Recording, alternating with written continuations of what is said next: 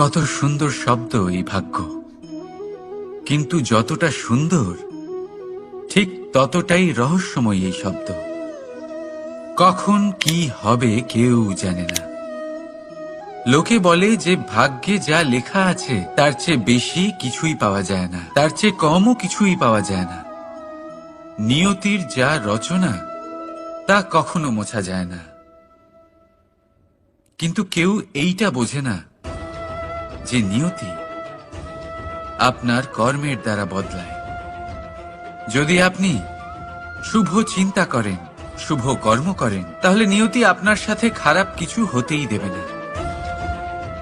কখনো আকাশে পাখিদের দেখুন, তারা কখনো ভাগ্যের উপর নির্ভরশীল হয় না। যতই ঝড় আসুক, যতই তীব্র হাওয়া দিক, ঘুরতে থাকে, একটা জিনিস জড়ো করে নিজের সৌভাগ্য, নিজের বাসা নিজেই তৈরি করে। নিজের সন্তানের জন্ম দেয়, তাকে লালন পালন করে, নিজেই তাকে উড়তে শেখায়, কখনোই ভাগ্যের উপরে নির্ভরশীল হয় না সে। এই বিষয়টা আমাদেরও শিখতে হবে। তাই মনে রাখবেন, আপনার ভাগ্য নিয়তির লিখন নয়। আপনার ভাগ্য তাই যেটা আপনি দিনের পর দিন আপনি নিজেই লেখেন। কিছু নিজে পরিশ্রম করে, কিছু নিজের ভাবনার জোরে। রাধা রাধা। মানুষের স্বভাব হলো যে সে সবসময় নিজে বলতে চায়, কারুর কথা শুনতে চায় না। কিন্তু তার এই স্বভাব তাকে এক বিশাল বড় জ্ঞানের থেকে দূরে সরিয়ে রাখে, সামনের মানুষের ব্যক্তিত্বের জ্ঞানের থেকে দূরে। তাই যদি আপনি কাউকে চিনতে চান, কাউকে বুঝতে চান, তাকে থামাবেন না, শুধু বলতে দিন। কারণ একজন ব্যক্তির ব্যক্তিত্ব লুকিয়ে থাকে তার কথার মধ্যে, আর তার আসল পরিচয় লুকিয়ে থাকে তার শব্দের পেছনে। বলতে দিন, আস্তে আস্তে আপনি সব বুঝতে পারবেন। এটাই তফাৎ হলো একজন সাধারণ মানব আর একজন মহামানবের মধ্যে। এক যে কাউকে বলতে দেয় না, আর এক যে সবার কথা শুনে। তাহলে সিদ্ধান্ত আপনার, আপনি কি সাধারণ হতে চান না অসাধারণ? কারণ এই ভবিষ্যৎ আপনার। রাধা রাধা। ভাগ্য আর কর্ম, এই দুই এমন শব্দ যাকে ঘিরে সমগ্র সংসার। কেউ বলে আমার ভাগ্যে এটা ছিল না, যা পেলে আমার জীবন অন্যরকম হতো। কেউ বলে আমার গত জন্মের কর্ম নিশ্চয়ই এমন ছিল, যে কারণে এই জন্মে এরকম ভাগ্য পেয়েছি আমি। এসব বাদ দিন আর একবার শান্ত চিত্তে ভাবুন। আপনি বুঝতে পারবেন যে ভাগ্য আর কর্ম এই দুই এই জন্মের। তফাৎ শুধুমাত্র এটি। রাধা রাধা। এই সংসারে আলোর উৎস কি? সূর্য। এই সংসারে মিষ্টি জলের উৎস কি? নদী। এই সংসারে উচ্চতার প্রতীক কি হয়? হিমালয় পর্বত। আমরাও জীবনে এরকমই হতে চাই, সূর্যের মতো তেজস্বী হতে চাই, নদীর মতো পূজনীয় হতে চাই, হিমালয় পর্বতের মতো উচ্চতা লাভ করতে চাই। সব ঠিক আছে, কিন্তু তার জন্য আমরা কাজ কি করি? যদি এরকম আমরা হতে চাই, তাহলে সবার আগে সূর্যের মতো নিজেকে উজ্জ্বল করুন। সূর্যের সব থেকে বেশি আলো নিজের অন্তরে থাকে। নদীর মতো নিজের পথ নিজেই তৈরি করুন। পাথরের সাথে ধাক্কা খাওয়ার পরেও থেমে না যাওয়া শিখুন। হিমালয় পর্বতের মতো উচ্চতা লাভ করতে হলে সেটার মতো অটল থাকতে শিখুন। একটা কথা অবশ্যই মনে রাখবেন, নিজেকে জ্বালাবেন, তবেই সংসারকে আলোকিত করতে পারবেন। রাধা রাধা। প্রতীক্ষা, প্রয়াস, এই দুই জীবনের অভিন্ন অঙ্গ। দেখতে গেলে আমরা জীবনে কারোর না কারোর প্রতীক্ষা অবশ্যই করি, সে কোনো ব্যক্তি হোক বা সময় হোক বা কোনো ভাবনা, সবকিছুই হতে পারে। আর দেখতে গেলে সব সময় কেউ না কেউ কিছু প্রয়াসও করে চলেছে। যেমন সাফল্য আসার প্রতীক্ষা, বিফলতা যাতে না আসে তার জন্য প্রয়াস, সুখ আসার প্রতীক্ষা, দুঃখ যাতে না আসে তার জন্য প্রয়াস। এবার প্রতীক্ষা আর প্রয়াসের মধ্যে এক ঘনিষ্ঠ সম্পর্ক রয়েছে, আর তা হল যিনি প্রতীক্ষা করেন তিনি ঠিক তাই পান যা একজন প্রয়াস করা ব্যক্তি পেছনে ফেলে আসে। তাই প্রতীক্ষা নয়, প্রয়াস করুন। এই প্রয়াসের মধ্যেই সুখের চাবিকাঠি রয়েছে। রাধা রাধা। মানুষ কর্ম করেন। আমি বারংবার বলি যে ফলের আশা করবেন না। তাও মানুষ কোথাও না কোথাও নিজের কর্মের বদলে কোনো না কোনো ফলের আশা অবশ্যই রাখেন। কখনো তিনি সফল হন, কখনো অসফল। সেই জন্যই আমি বলি যে ফলের আশা কখনো রাখবেন না, কারণ সাফল্য বা অসফলতা মনের মধ্যে রাখলে কখনো কোনো লাভ হয় না। যদি সাফল্য মনের মধ্যে রাখেন তাহলে অহংকার জন্ম নেবে। যদি অসফলতা মনের মধ্যে রাখেন তাহলে এক হীনমন্যতায় আপনি ভুগবেন, যা দিয়ে কোনো শুভকর্ম হবে না। সেই জন্য শুধুই কর্ম করে যান, কর্মেই মগ্ন থাকুন। আর আসুন আমার সাথে ভালোবেসে বলুন, রাধা রাধা। বন্ধু আর শত্রু, প্রত্যেকের জীবনের একটা বড় অংশ এর উপরে নির্ভরশীল হয়ে থাকে। আপনার জীবনের সফলতা আর অসফলতাও এর উপরে নির্ভরশীল। কিন্তু এই বন্ধু এবং শত্রুদের খুঁজে পাওয়ার জন্য আপনাদের বাইরে যাওয়ার প্রয়োজন নেই, কারণ এরা স্বয়ং আপনার ভেতরেই আছে। আপনি যদি বিনম্র থাকেন, যদি আপনি নিরন্তর প্রয়াস করতে পারেন, তাহলে আপনার কোনো বন্ধুর প্রয়োজন নেই। যদি আপনার মধ্যে অহংকার থাকে, যদি প্রতি কথায় আপনার মধ্যে ক্রোধ উৎপন্ন হয়, তাহলে আপনার শত্রুর কোনো প্রয়োজনই নেই। নিজের অন্তরের এই বন্ধু ও শত্রুকে চিনুন, আর আমার সাথে ভালোবেসে বলুন, রাধা রাধা। একে চিনতে পারলেন? একে কুঠার বলা হয়। আপনারা জীবনে কোথাও না কোথাও কোনো না কোনো রূপে এটা দেখেই থাকবেন। একটা ব্যাপার নিশ্চিত, এই কুঠার ছাড়া কোনো বৃক্ষকে কাটতে পারা সরল নয়। এবার আপনি কখনো এটা ভেবেছেন, এই কুঠার, এর এই অংশ, এর মুখটাই যদি না থাকে তাহলে কি হবে? এ শুধুমাত্র কোনো বৃক্ষই নয়, তার কোনো ডালও কাটতে সক্ষম হবে না। এবারে ভাবুন, এই শুকনো কাঠের হাতল এ আমরা কোত্থেকে পেলাম? কোনো এক বৃক্ষ থেকেই। সেই ডাল যাকে কেটে ফেলা হয়েছিল এক বৃক্ষকে কাটার জন্য, এই ডালই শস্ত্ররূপে প্রস্তুত। আমাদের জীবনে আমাদের প্রিয়জন, আমাদের আপনজন যখন সময় কখনো কখনো তাদের সঙ্গ না দেয়, যদি তারা দৈন দশায় থাকেন, তাহলে তাদের সঙ্গ কখনো ছাড়বেন না। ওনাদের প্রয়োজন শুধুমাত্র মনোবল। তা তাদের দিন, তাদের সাহায্য করা আপনার কর্তব্য। হয়তো তাদের সাথে থেকে আপনার কোনো লাভ হবে না, কিন্তু তাদের দূরে থাকাতে আপনার ক্ষতি অবশ্যই হতে পারে। সর্বদা সাহায্য করুন, সঠিক সময় আসলে তা আপনার সহায়ক অবশ্যই হবে।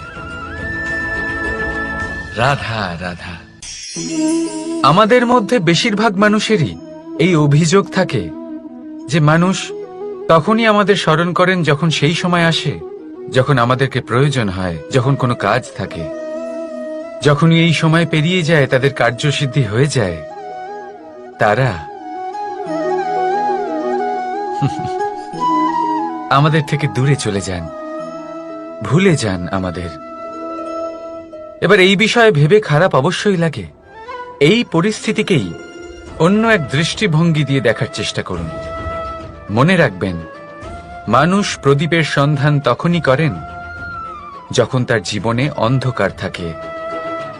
আপনি প্রসন্ন হয়ে উঠুন কারণ আপনার কাছে সেই সুযোগ আছে যে কারোর জীবনে প্রকাশের কিরণ আনতে পারছেন, কাউকে সঠিক পথ দেখাতে পারছেন, কারোর সহযোগিতা করতে পারছেন, এই পুণ্য অর্জন করতে পারছেন। কারোর থেকে কোনো আশা রাখার দরকার নেই। যার আপনাকে যতটা প্রয়োজন তাকে ততটাই সাহায্য করুন, ততটাই সবাইকে প্রেম বিতরণ করুন। আর এই প্রেমের ভাব নিয়েই আমার সাথে বলুন, রাধা রাধা। এটা সেই নৌকার প্রতিরূপ যা আমাদের নদী পার করায়। এবার বিষয়টা একটু ভেবে দেখুন, সেই বিশাল নৌকা যা আমাদের নদী পার করায়, সেটার নির্মাণ নদীতে নয়, ডাঙায় হয়। আর যদি আমরা এটাকে নদী অবধি পৌঁছতে চাই, তাহলে আমাদের দরকার পড়ে কোনো গরুর গাড়ির অথবা ঘোড়ার গাড়ির। তার সাহায্যে একে বহন করা হয়। এবার পথে যদি কোনো জলধারা আসে, কোনো নদী আসে, আর সেটাকে পার করতে হয়, তাহলে তখন সেই নৌকার ওপরে গাড়ি রাখা হয়, তারপর তাকে পার করা হয়। অর্থাৎ এই যাত্রা দুজনের সংযোগ ছাড়া সম্পূর্ণ হতেই পারবে না। সেই জন্যই এই প্রবাদ আছে, কখনো নৌকা তো কখনো গাড়ি। আমাদের সম্পর্কের মধ্যে অতি আবশ্যক, আমাদের সম্পর্কের মধ্যে অত্যন্ত গুরুত্বপূর্ণ হল সংযোগ। সবসময় একসাথে চলা, সংযোগ স্থাপন করা। সবসময় সুখী থাকবেন। রাধা রাধা। পুস্তক, পুস্তক থেকে আমরা কি না শিখতে পারি। জ্ঞান হোক, বিজ্ঞান হোক, ইতিহাস হোক, সব শিখতে পারি। কথায় আছে, একটা ভালো পুস্তক, একটা ভালো গ্রন্থ পাওয়া তা 100 ভালো বন্ধু পাওয়ার সমান। কিন্তু যদি একটা ভালো বন্ধু পাওয়া যায়, তাহলে তা গোটা গ্রন্থাগারের সমতুল্য। সে আপনাকে কর্মের বিষয়ে জ্ঞান দেয়, সাফল্যের রসায়ন শিক্ষা দেয়। সে আপনাকে ইতিহাসে অমর করে রাখবে। শুধু তাই নয়, সে আপনাকে শুধু পথই দেখাবে না, সেই পথে আপনার সাথে সঙ্গী হয়ে চলবে সে। সেই জন্য জীবনে যদি কোনো ভালো বন্ধুকে পাশে পান, তাহলে তাকে আপন করে রাখবেন, তাকে সামলে রাখবেন। জীবন সহজ হয়ে যাবে। রাধা রাধা। বর্ষা ঋতু শুরু হলেই পাখিদের মধ্যে চাঞ্চল্য বেড়ে যায়। আর সেটা হবে নাই বা কেন? বাসা ভেঙে যায়, বৃক্ষ ভেঙে পড়ে। প্রত্যেক পাখি তার থাকার জন্য একটা নতুন জায়গার, একটা ছায়ার, একটা ছাদের খোঁজে থাকে। শুধু একটা পাখি এসব কিছুই করে না। না তো তার এসব সমস্যা নিয়ে কোনো চিন্তা থাকে, না কোনো দরকার পড়ে। আর সেই পাখি হলো বাজ। সেই সব সমস্ত ছোটখাটো সমস্যার থেকে অনেক দূরে ওপরে উড়ে বেড়ায়, মেঘের থেকেও অনেক উঁচুতে।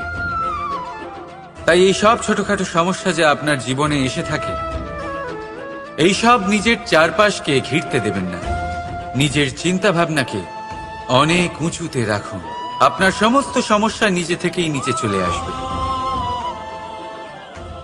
রাধা রাধা। কোন ব্যক্তির ব্যক্তিত্ব কিভাবে তৈরি হয়? আপনার কি মনে হয় যে ব্যক্তি জন্ম থেকে তার স্বভাব নিয়ে জন্মায়?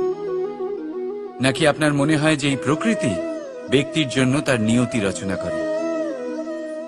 না, এরকম একেবারেই হয় না। আমি আপনাকে বোঝাচ্ছি। যখনই বৃষ্টি পড়ে কোনো বিন্দুর দিকে দেখবেন। এবার এই বিন্দু যেখানে পড়ছে তার উপরে নির্ভর করছে তারপর কি হবে। যদি এই বিন্দু পড়ে কোনো ক্ষেতের ওপরে, তাহলে কোনো নতুন ফসলের জন্ম দেবে। যদি সে গরম কড়াইতে পড়ে, তাহলে বাষ্পীত হবে। যদি সে কোনো সাপের মুখের ভেতরে পড়ে, তাহলে বিষ তৈরি হবে। ঝিনুকের ভেতরে পড়লে মুক্তো তৈরি হবে। যদি কোনো পাতার ওপরে পড়ে, তাহলে শিশির তৈরি হবে। একই বিন্দু, কিন্তু তার সঙ্গত তার ভবিষ্যৎ এবং ব্যক্তিত্ব নির্ধারণ করবে। এবার এটা তো শুধুমাত্র এক বিন্দু। তার কাজ হলো শুধুমাত্র পড়া। কোথায় সেটা সেও নির্ধারণ করতে পারে না। কিন্তু আপনি হলেন মানুষ। আপনি বাছাই করতে পারবেন যে আপনার সঙ্গী কারা হবে, কাদের সাথে আপনি মেলামেশা করে বড় হবেন। তাই তা ভালোভাবে করুন, কারণ এই নির্বাচন আপনার হাতে। কারণ এই জীবন আপনার, ভবিষ্যৎ আপনার। এবার আপনি মহান হতে চান কি না তার নির্ণয় আপনাকেই করতে হবে। আসুন আমার সাথে ভালোবেসে বলুন, রাধা রাধা। সূর্যের তাপ এতটাই প্রখর হয়, তা সমস্ত বনস্পতিকে শুষ্ক করে দেয়। পুকুর হোক, নদী হোক, সরোবর হোক, সমস্ত শুষ্ক হয়ে যায়। কিন্তু আপনি কখনো শুনেছেন সূর্যের তাপে সমুদ্র শুকিয়ে গেছে? এমন কখনোই হয় না। আর এর পেছনেই লুকিয়ে রয়েছে এক অমূল্য জীবনের শিক্ষা। সমুদ্রের মতো নিজেকে ধৈর্যশীল করে তুললে, নিজেকে সংযমী করে তুললে, সূর্যের তাপ আপনার কোনো ক্ষতি করতে পারবে না। আপনার অন্তর থেকে সেই তাপ বাষ্পায়িত হয়ে মেঘ তৈরি হয়ে সূর্যকে ঢেকে দেবে, আর তারপর হবে শুধু সাফল্যের বৃষ্টি। তাহলে আসুন আর আমার সাথে ধৈর্যের সাথে বলুন, রাধা রাধা। মানুষ অসুস্থ কেন হন? শারীরিক দুর্বলতার কারণে? না, মানুষ অসুস্থ হন তার মানসিকতার কারণে, তার বিবেকের কারণে, তার কর্মের কারণে, তার ক্রোধের কারণে। আর যখন কেউ সুস্থ হন, ঠিক হয়ে যান, তার মানে এটা নয় যে শুধু ওষুধের জন্য তিনি সুস্থ হয়েছেন। না, এটা কারোর তার প্রতি প্রেমের প্রভাব, বিশ্বাসের প্রভাব, সম্বলের প্রভাব। শুধুমাত্র ওষুধ দিয়ে কিছুই হয় না। যদি মনে প্রেম থাকে, বিবেক থাকে, বিশ্বাস থাকে, সম্বল থাকে, তবেই সেই ওষুধ কাজ করতে পারে। তাই মনে রাখবেন, এই জীবন হলো অত্যন্ত ছোট। মনে প্রেম ভাব রাখুন, মিত্রতা করুন, শত্রুতা নয়। ভালোবাসুন, বিদ্বেষ নয়। আর এই ভালোবাসার সাথেই বলুন, রাধা রাধা। মানুষ জীবনে সব সময় চিন্তা করে, ভাবতে থাকে যে তার জীবনে কতই না সমস্যা। তারপরে নিজের আশেপাশে দেখে আর ভাবে যে সবাই কত প্রসন্ন, শুধু আমার জীবনেই সমস্যা আছে। কিন্তু বিষয়টা তা নয়। শুধু প্রত্যেক ব্যক্তিরই নয়, প্রত্যেক প্রাণীরও জীবনে সমস্যা আছে। এবার মানুষ একটা পাখিকে দেখে এটাই ভাবে যে এদের জীবন কতটা সহজ। কোনো দেশেরই সীমারেখা এদের ওপর লাগু হয় না। কোথায় থাকবে সেই নিয়েও কোনো ভাবনা নেই। কত শান্তির জীবন এদের। তারপর সে একটা পিঁপড়েকে দেখে আর এটা ভাবে, কি অসাধারণ, এদের তো সারা জীবনই মাটির উপরেই অতিবাহিত হয়, খাবারটাও মাটিতেই পেয়ে যায়। কি শান্তির জীবন এদের। কিন্তু যখন কোনো ঝড় আসে, তখন সবার আগে সেই পাখির বাসাটাই ঝড়ে ভেঙে যায়। এই পাখি যে শাখাতেই গিয়ে বসে পড়ুক, তাদের উপর সবসময় সংকট থাকে যে ওপর থেকে কোনো বড় পাখি এসে তাদের উপর প্রহার না করে, তারা নিজেদের প্রাণ না হারায়। আর যদি কথা বলি পিঁপড়েকে নিয়ে, এদের উপর সবসময় সংকট থাকে যে কোনোভাবে বাতাস বা জল এদের ভাসিয়ে না নিয়ে যায়, কোনো প্রাণী ওকে পা দিয়ে পিষে না দেয়, এই পিঁপড়ে পিষ্ট হয়ে না মারা যায়। দেখুন, সমস্যা প্রত্যেকের জীবনে রয়েছে, আর এই সমস্যা আসতেই থাকবে। এর অর্থ এটা নয় যে এই সমস্যার সম্মুখীন হওয়া যায় না, এর সমাধানও সম্ভব নয়। প্রত্যেক সমস্যার সমাধান অবশ্যই আছে, শুধু শান্ত মনে সেটা খুঁজে বের করতে হবে। তাহলে সেটাই করুন, প্রত্যেক সমস্যার সমাধান করতে থাকুন। যত সমাধান করবেন, জীবন আনন্দময় হয়ে উঠবে। যদি সমাধান না করেন, তাহলে আজীবন দুঃখই পেতে থাকবেন। আসুন আমার সাথে ভালোবেসে বলুন, রাধা রাধা। কর্ম, ধর্ম আর কর্তব্য, এই তিনটি একে অপরের সাথে জড়িত। আর অনেক সময় এই তিনটি পালন করতে করতে আমাদের সেই ব্যক্তির সামনে গিয়ে দাঁড়াতে হয়, তার বিরুদ্ধেই যেতে হয়, যাকে আমরা সব থেকে বেশি ভালোবাসি। কিন্তু সেইখানে এই যুদ্ধ কোনো ব্যক্তিগত যুদ্ধ থাকে না। এ হলো কর্ম, ধর্ম আর কর্তব্যের যুদ্ধ। এটা সরল নয়, অত্যন্ত কঠিন হয় তার সম্মুখীন হওয়া যাকে আমরা সব থেকে বেশি সম্মান করি। কিন্তু আমাদের তো আমাদের ধর্মের পথে চলতেই হবে।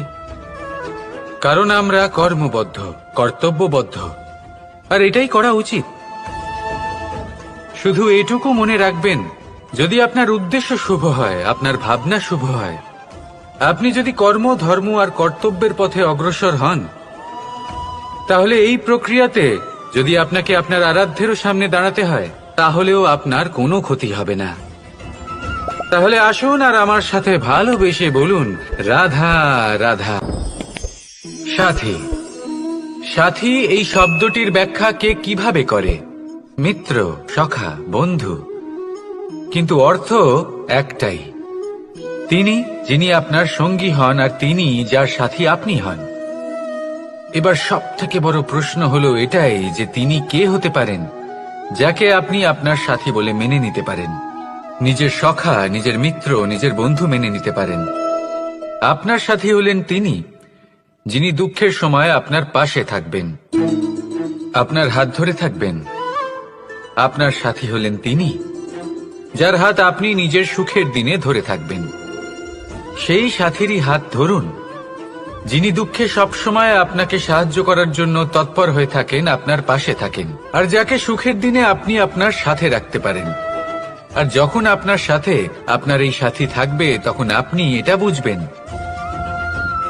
যে যখন জীবনে দুঃখ আসে, তখন এই দুঃখ কমে যায়, সবার মধ্যে ভাগ হয়ে যায়। আর যদি তখন সুখ আসে, তাহলে সেটা সবার উপস্থিতিতে আরো বেড়ে যায়। এটাই হলো প্রেম, এটাই হলো ভালোবাসা, এটাই হলো সঙ্গ, যেমন সম্পর্ক আমার আর রাধার মাঝে। তাহলে আসুন আর আমার সাথে ভালোবেসে বলুন, রাধা রাধা।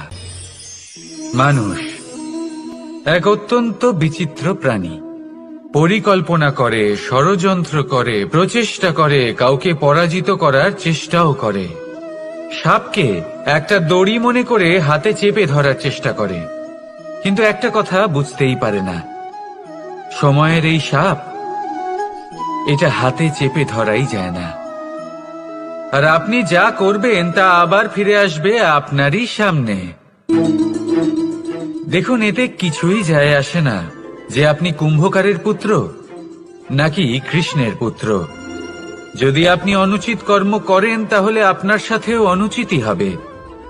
অশুভ কর্ম করলে আপনার সাথেও অশুভই হবে। কুরু বংশ অত্যন্ত মহান বংশ ছিল। এই কুরু বংশ কি হলো তার সাথে? একটা গোটা বংশ বয়ে গেল, কারণ ওনাদের উদ্দেশ্য অশুভ ছিল। অন্যদিকে 5 জন বনবাসী পাণ্ডব মহাভারত বিজয়ী হলেন, কারণ তাদের উদ্দেশ্য শুভ ছিল। তাই মনে রাখবেন, শুভ অগ্নি প্রজ্বলিত করবেন, শুভ তাপ সঞ্চার হবে। অশুভ অগ্নি প্রজ্বলিত করবেন, নরকেই জ্বলতে হবে। তাহলে আসুন আর আমার সাথে ভালোবেসে বলুন, রাধা রাধা। জীবনে এমন কিছু কাজ রয়েছে যা আপনাকে একাই করতে হয়, আর এমন কিছু কাজ রয়েছে যা আপনাকে একসাথে মিলে করতে হয়, একজোট হয়ে, সঙ্গবদ্ধ হয়ে। এবার সঙ্গবদ্ধ বলতে কি বোঝাতে চাইছি? আমি তাদের কথা বলছি না যারা বাস্তবিকভাবে একে অপরের সাথে কাজ করেন। আমি তাদের কথা বলছি যারা একে অপরের থেকে দূরে থেকেও একে অপরকে বিশ্বাস করেন। আমি আগেও বলেছিলাম, সমস্ত বিশ্বের আশা বিশ্বাসেই বসবাস করে, তাই না? তাই যেখানে সমস্ত বিশ্ব আছে, সমস্ত সংসার আছে, সেইখানেই বিশ্বাস রয়েছে। তাই আপনার আশেপাশে এমন দল সঙ্গবদ্ধ করুন যাদের আপনার উপর বিশ্বাস আছে আর যাদেরকে আপনি বিশ্বাস করতে পারেন। তাহলে আসুন আর আমার সাথে ভালোবেসে বলুন, রাধা রাধা। আমরা যে মানুষকে চাই, যাকে আমরা ভালোবাসি, তাকে একটা উপহার অবশ্যই দিতে চাই। এমন এক উপহার যা ওনার ভালো লাগবে, যা শ্রেষ্ঠ হবে, অতি প্রিয় হবে, বহুমূল্য হবে, বা বলতে পারেন মূল্যবান হবে। তাই আমরা কি করি? আমরা বাজারে যাই, তার জন্য স্বর্ণ, আভূষণ, হিরে, মুক্ত এইসব নিয়ে আসি। কিন্তু এটাই কি সর্বশ্রেষ্ঠ উপহার? কখনোই না। সর্বশ্রেষ্ঠ উপহার হলো স্বাধীনতা। তাকে নিজের মনের মতো বাঁচার স্বাধীনতা। যদি আপনি কাউকে স্বাধীনতা না দিতে পারেন, তাহলে সে কোথাও না কোথাও বন্দী হয়ে যায়, তার বিকাশ কোথাও না কোথাও আটকে যায়। কিন্তু যদি আপনি কাউকে স্বাধীনতা দিতে পারেন, তাহলে আপনি দেখবেন ও সমস্ত সংসারকে, এই জীবনকে নিজের দৃষ্টিভঙ্গি দিয়ে দেখবে, বুঝবে যে কোনটা হলো উচিত আর কোনটা হলো অনুচিত, আর এটাই হলো সর্বশ্রেষ্ঠ। আর এবার যদি কাউকে স্বাধীনতার মাধ্যমে এত বড় একটা শক্তি দিতে পারেন, তাহলে আপনি আমাকে বলুন, এর থেকে বড় উপহার আর কি হতে পারে? আসুন আর আমার সাথে ভালোবেসে বলুন, রাধা রাধা। পিতা আর পুত্রের সম্পর্ক অত্যন্ত মধুর হয়ে থাকে। পিতা স্বপ্ন দেখেন, তাকে পূর্ণ করার সকল সম্ভাব্য চেষ্টা করেন, কিন্তু তাও অনেক সময় ওনার স্বপ্ন অপূর্ণ থেকে যায়। তখন পিতা ভাবেন যে স্বপ্ন উনি পূর্ণ করতে পারেননি, ওনার সন্তান তা অবশ্যই পূরণ করবে। যে স্থানে উনি কখনো পৌঁছতে পারেননি, সেই স্থানে ওনার পুত্র অবশ্যই পৌঁছবে। পিতা নিজের সন্তানের ভবিষ্যৎ নিয়ে সেই স্বপ্ন দেখেন, আর যখন সেই সন্তান সামনে এগোতে থাকে, তখন তার দুঃখ হয় না, বরং গর্ব হয়। ওনার ভালো লাগে এটা দেখে যে ওনার সন্তান অনেক উন্নতি করছে। কিন্তু যখন সন্তান নিজের অভিভাবকের শক্তি দেখে, তার যশ দেখে হিংসা করতে থাকে, সমস্যা সেইখানেই শুরু হয়। সেই জন্য সকল সন্তানকে এটা মনে রাখতে হবে, দেখুন, পুত্র হবার সুবাদে, এক সন্তান হবার সুবাদে এটা হলো আপনার অধিকার যে আপনি আপনার পিতার থেকে বেশি উন্নতি করবেন। আপনার পিতাও এটাই চান, কিন্তু সুস্থভাবে এটা করুন। একটা রেখা টেনে নিন, যাতে আপনি তাতে এগোতে পারেন আর আপনার পিতার তাতে গর্ববোধ হয়, আর সেই বিষয়ে দুঃখ না হয় যে আমার সন্তান আমাকেই ছোট করার চেষ্টা করছে। ইতিহাস সাক্ষী রয়েছে, যে মানুষ অন্য কাউকে ছোট করার চেষ্টা করেছেন, সেই মানুষই ছোট হয়ে গেছেন। আর আমার মনে হয় না আপনি এটা চান, কারণ কোনো একদিন আপনিও কারোর পিতা হবেন। আসুন আমার সাথে ভালোবেসে বলুন, রাধা রাধা। প্রেম এই সংসারে এসেছিল এই সংসারকে প্রেমের শিক্ষা দেওয়ার জন্য, এই জীবনের সুখের অনুভূতি আসলে কি তা শেখানোর জন্য। কিন্তু যদি সত্যি কথা বলি, তো আমি নিজেই প্রতিদিন প্রেমের নতুন নতুন স্বরূপ দেখতে পাই, প্রেমের একটা নতুন অনুভূতি প্রত্যেক নতুন দিনে। আর তার কারণ হলো এই প্রেম অনন্ত, এ হলো দৈব। প্রেম হলো এই সংসারের সব থেকে বড় ঢাল এবং সব থেকে বড় অস্ত্র। এই প্রেম ছাড়া না কোনো ন্যায় হয় আর না কোনো শাস্ত্র, না জীবন আছে আর না অন্ত। এবার যদি এই প্রেম মনের মধ্যে বাস করতে শুরু করে, তাহলে কখনো কোনো সমস্যাই হবে না, আর যদি হয়েও থাকে তাহলে তা স্থায়ী হবে না। এই প্রেম কি না করতে পারে? এই প্রেম সমস্ত সমস্যা মিটিয়ে ফেলতে পারে, আপনার মনের মধ্যে অহংকারকেও বিনাশ করে দিতে পারে, আপনাকে সাক্ষাৎ ঈশ্বরের সাথে দেখা করাতে পারে। তাই প্রেমের দ্বারা প্রয়াস করতে থাকুন, এই সংসারের প্রত্যেক মানুষকে, প্রত্যেক বস্তুকে, প্রত্যেক জীব জন্তুকে ভালোবাসবেন। আর এই প্রেমের দ্বারাই বলুন, রাধা রাধা। মানুষের জীবনে স্বচ্ছতার একটা আলাদা গুরুত্ব আছে। যদি আপনি নিজেকে স্বচ্ছ রাখেন, তাহলে আপনার নিজেরও ভালো লাগবে, সামনের ব্যক্তিরও ভালো লাগবে, একটা অন্যরকম প্রভাব পড়বে। কিন্তু একজন শ্রেষ্ঠ ব্যক্তি কিভাবে হয়ে ওঠা সম্ভব? যার মধ্যে গুণ আছে, শিক্ষা আছে, শুভ চেতনা আছে, যিনি সৎকর্ম করেন। কিভাবে হব সেই ব্যক্তি যার মধ্যে জ্ঞান আছে? শুধুমাত্র স্বচ্ছ থাকলে তো তা হওয়া সম্ভব নয়। প্রথমে আপনাকে বুঝতে হবে যে মানুষের মধ্যে চারটি মূল তত্ত্ব আছে। প্রথম হলো তার শরীর, যার দ্বারা উনি যে কোনো কর্ম করে থাকেন। দ্বিতীয় তত্ত্ব হলো তার মন, যার দ্বারা কোনো কর্ম করার জন্য সে নিজেকে প্রেরণা দিতে থাকে। তৃতীয় তত্ত্ব হলো বুদ্ধি, যে কর্ম আমরা করতে চাই, যে লক্ষ্যে আমরা পৌঁছতে চাই, সেটা আমরা কিভাবে কোন পথে করব সেটা স্থির করা যায় বুদ্ধি দিয়ে। আর চতুর্থ তত্ত্ব হলো আত্মা। আত্মা হলো এমন এক তত্ত্ব যার কোনো সমাপ্তি নেই। আত্মা হলো অজয়। কিন্তু এরও শুদ্ধিকরণের প্রয়োজন হয়। এই চারটি তত্ত্বের শুদ্ধিকরণ করতে থাকুন, এদের নির্মল রাখুন, শুদ্ধ রাখুন। এবং এটা কিভাবে হবে? শুভ চেতনা দ্বারা, জ্ঞানের দ্বারা, এবং সব থেকে বেশি গুরুত্বপূর্ণ প্রেমের দ্বারা। আসুন আমার সাথে ভালোবেসে বলুন, রাধা রাধা। মানুষ তার জীবনে শিক্ষা এবং প্রেম এই দুই লাভ করে তার মাতা, পিতা এবং গুরুর কাছ থেকে। কিন্তু মানুষ সব থেকে বেশি ভালোবাসে নিজের মাতাকে, কারণ মাতা খুব নির্মল চিত্তে ভালোবাসে, শান্ত মনে আমাদের অন্তরে শক্তির সঞ্চার করে থাকেন, আমাদের উৎসাহ দেন, বলশালী করে তোলেন। ব্যাপারটা কিন্তু এমন নয় যে আমরা নিজেদের বাবা বা গুরুকে ভালোবাসি না, তাদেরকেও আমরা অত্যন্ত ভালোবাসি, শুধু ওনাদের কঠোর ব্যবহার দেখলে আমরা একটু ভয় পেয়ে যাই। এবার ওনাদের এই কঠোর ব্যবহার আমাদের ভালো না লাগলেও অত্যন্ত আবশ্যক, কারণ মাতার থেকে আমরা যে শক্তি লাভ করি তা যেন নিয়ন্ত্রণ হারিয়ে বিধ্বংসী না হয়ে ওঠে, আমরা যেন কোনো কুপথে না চলে যাই, আমরা কখনো যেন দোষ না করে ফেলি।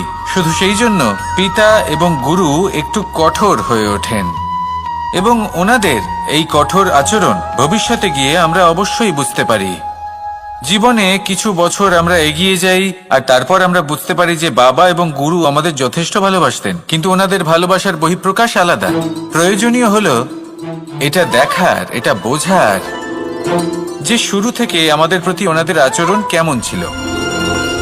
ওনাদের কঠোর হওয়ার পেছনে ওনাদের ভালোবাসাটা বোঝার চেষ্টা করুন, ওনাদের চিন্তাটা বোঝার চেষ্টা করুন, ওনাদের পথপ্রদর্শনের আড়ালে আপনার ভবিষ্যতের জন্য যে পরিকল্পনা ওনারা করেছেন সেটা বোঝার চেষ্টা করুন।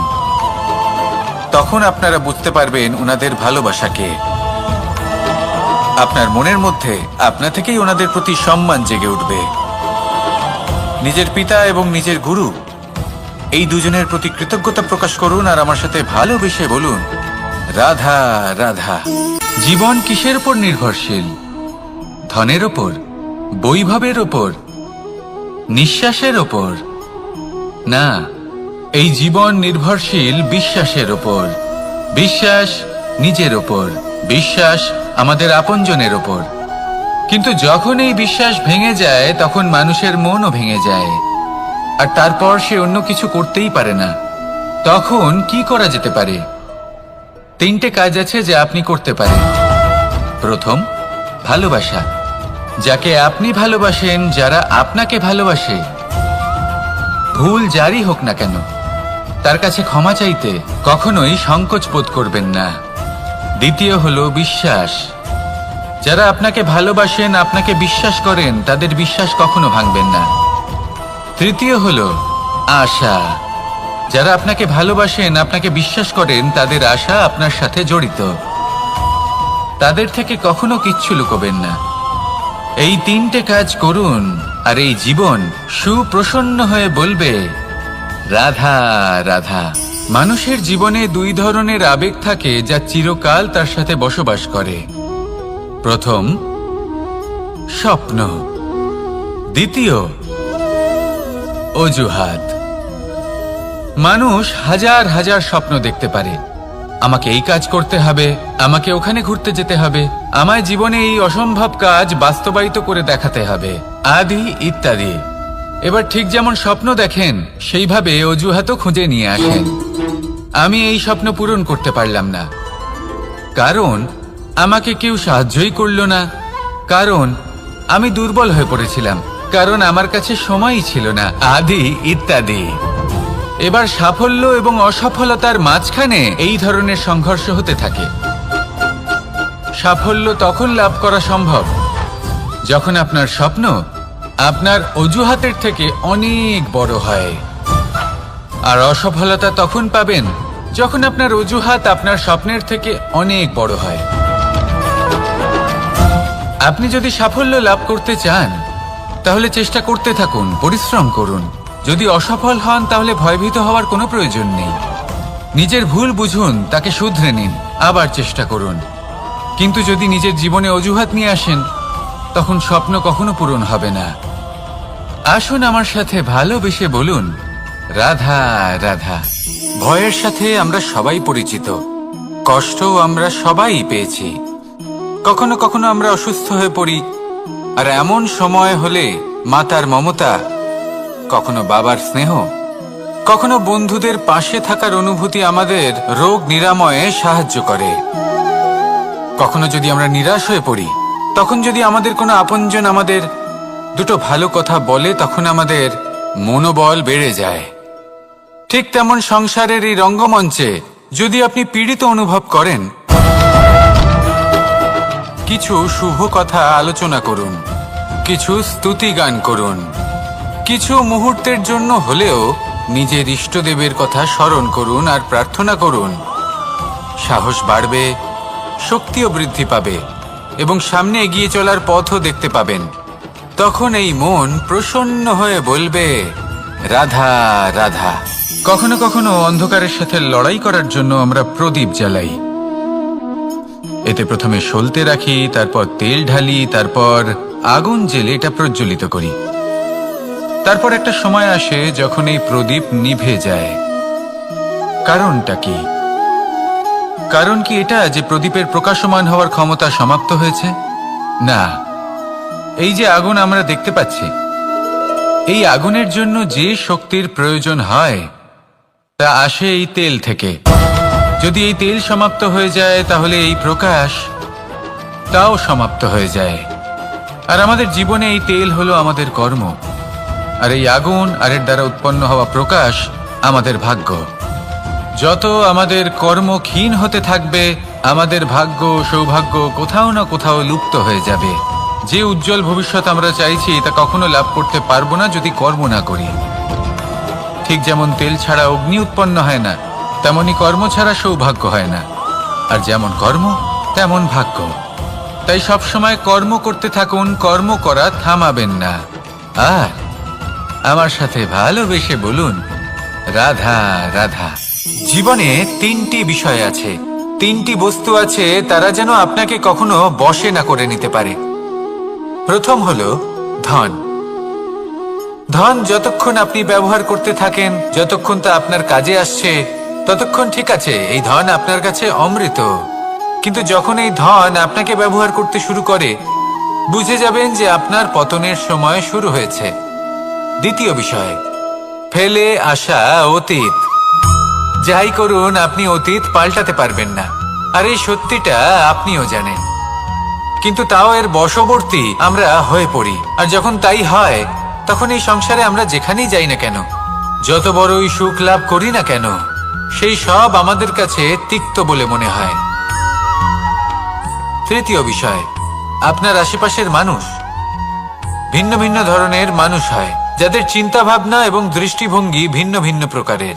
যদি এদের বশবর্তী আপনি হয়ে পড়েন, তাহলে কেউ বলবে এটা করো, এটা ভালো। কেউ বলবে এটা করো না, ওটা করো, ওটা ভালো কাজ। কেউ বলবে এই দুটোই করো না, অন্য কিছু করো। এই কথাগুলিতে আপনি এতটাই জড়িয়ে পড়বেন যে আপনি লক্ষ্য ভ্রষ্ট হয়ে পড়বেন। তাই এই তিন বিষয় থেকে সাবধানে থাকবেন। যদি কোনো কিছু বশ করতে হয়, তাহলে আপনাকে বশ করতে হবে আপনার আজকে, নিজের বর্তমানকে। এটা খুব প্রয়োজনীয়। এটা ভাববেন যে এই সময়ের সদ্ব্যবহার আমি কিভাবে করব, সময়কে শাসন কিভাবে করব, ওই কর্ম কিভাবে করব যাতে ভবিষ্যতে কখনো আমার আফসোস না হয়, বরং এই সংসার আমাকে নিয়ে গর্ব করবে, সেই কর্ম করুন। আর যখন আপনি এটা শিখে নেবেন, তখন আপনি নিজেই নিজেকে প্রকৃত অর্থে ভাগ্যশালী করে তুলবেন। আসুন আমার সাথে ভালোবেসে বলুন, রাধা রাধা।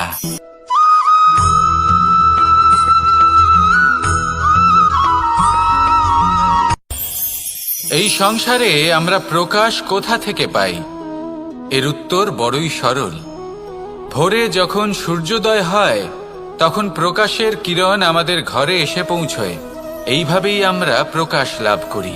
এবার এই প্রকাশের আলোতেই আমরা সারাদিনের কাজ সম্পন্ন করি।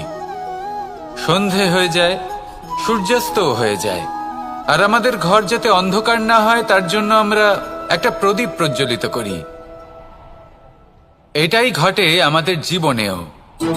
এবার প্রবাহমান আয়ুর সাথে আমরা আমাদের অন্তরে যদি একটা প্রদীপ প্রজ্বলিত করে নিই, তাহলে বিষয়টাই অন্যরকম হবে। এবার আপনি বলবেন কোন প্রকাশের কথা বলছি যা আমাদের অন্তরে জাগ্রত করা সম্ভব? আমাদের আত্মার মাঝে প্রেমের প্রকাশ জাগ্রত করার কথা বলছি। কারণ আমাদের এই জীবন এও হলো দিনের আলোর মতো। আজ প্রকাশ আছে, কিন্তু কোনোদিন অবশ্যই অস্ত হবে। কিন্তু অস্ত হবার আগে যদি আমরা আমাদের আত্মার মাঝে প্রেমের এই প্রকাশ উজ্জ্বলিত করে নিই, তাহলে আমাদের সন্ধ্যাকালও আমরা আনন্দে এবং প্রেমে যাপন করব। তাহলে আসুন আর আমার সাথে ভালোবেসে বলুন, রাধা রাধা।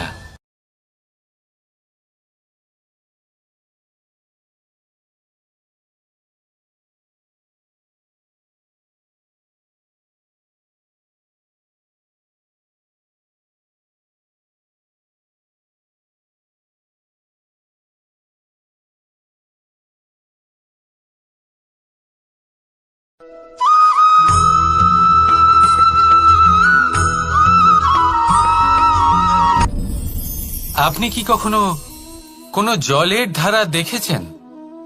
তার সামনে যতই মাটি থাকুক না কেন, যতই কাদা থাকুক না কেন, যখন এই জলের ধারা বইতে আরম্ভ করে দেয়, তাহলে নিজের মনের, নিজের ভাবনার, নিজের জীবনের যত অনাবশ্যক তত্ত্ব আছে, অনুপযোগী অংশ রয়েছে, অর্থাৎ অপরিষ্কার অংশ রয়েছে, তা নিজে থেকেই নির্মল হয়ে উঠবে।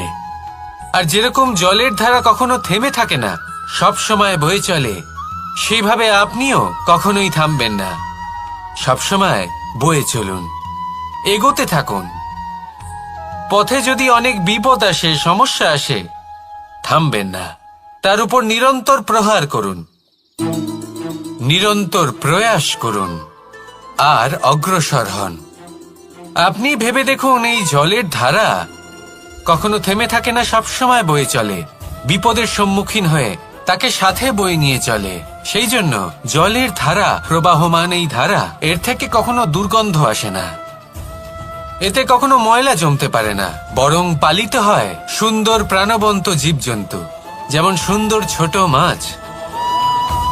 তাই আপনিও এটাই করুন, কখনো থামবেন না, শুধু চলতে থাকুন, জলের ধারার মতো বইতে থাকুন। আপনি আপনার লক্ষ্য অবশ্যই খুঁজে পাবেন, আর তার সাথে নিজের অন্তরের যে মালিন্য রয়েছে তা আপনি নিজেই নিজের থেকে দূরে করে দেবেন। তাহলে আসুন আর আমার সাথে ভালোবেসে বলুন, রাধা রাধা।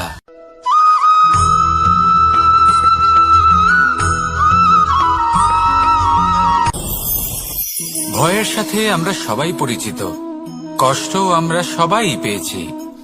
কখনো কখনো আমরা অসুস্থ হয়ে পড়ি, আর এমন সময় হলে মাতার মমতা, কখনো বাবার স্নেহ, কখনো বন্ধুদের পাশে থাকার অনুভূতি আমাদের রোগ নিরাময়ে সাহায্য করে।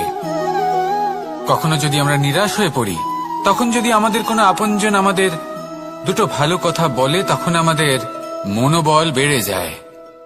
ঠিক তেমন সংসারের এই রঙ্গমঞ্চে যদি আপনি পীড়িত অনুভব করেন,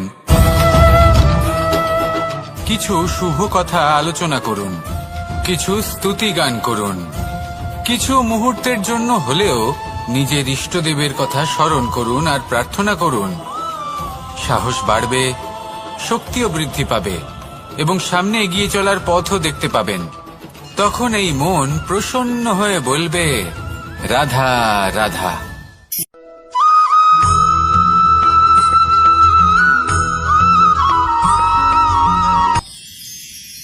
মানুষ তার জীবনে দুই ধরনের পরিস্থিতিকে খুব ভয় পায়। এক, কোনো কারণবশত কারো সাথে। এটা তখনই হয় যখন আমাদের শিক্ষা এবং মূল্যবোধের অভাব থাকে। যদি মানুষের মধ্যে প্রকৃত শিক্ষা থাকে, তাহলে এই সংসারে কোনো সময় এবং কারোর সামনেই নত হওয়ার কোনো প্রয়োজন নেই। যদি মানুষের মধ্যে মূল্যবোধ থাকে, তাহলে তাকে নিজের মূল্যবোধ বা চরিত্র থেকে বিচ্যুত হতে হয় না, তা সে যাই হয়ে যাক না কেন। কোনো বালককে যদি জন্ম থেকেই সুশিক্ষার অধিকারী করা হয়, শিক্ষিত করা হয়, মূল্যবোধের অধিকারী করা হয়, তবে সে এই সংসারে এমন কর্ম করবে যাতে সে নিজেকে, নিজের পরিবারকে, সমগ্র সমাজকে গর্বিত করতে পারে। শিক্ষা লাভ করুন, মূল্যবোধ লাভ করুন এবং আমার সাথে ভালোবেসে বলুন, রাধা রাধা।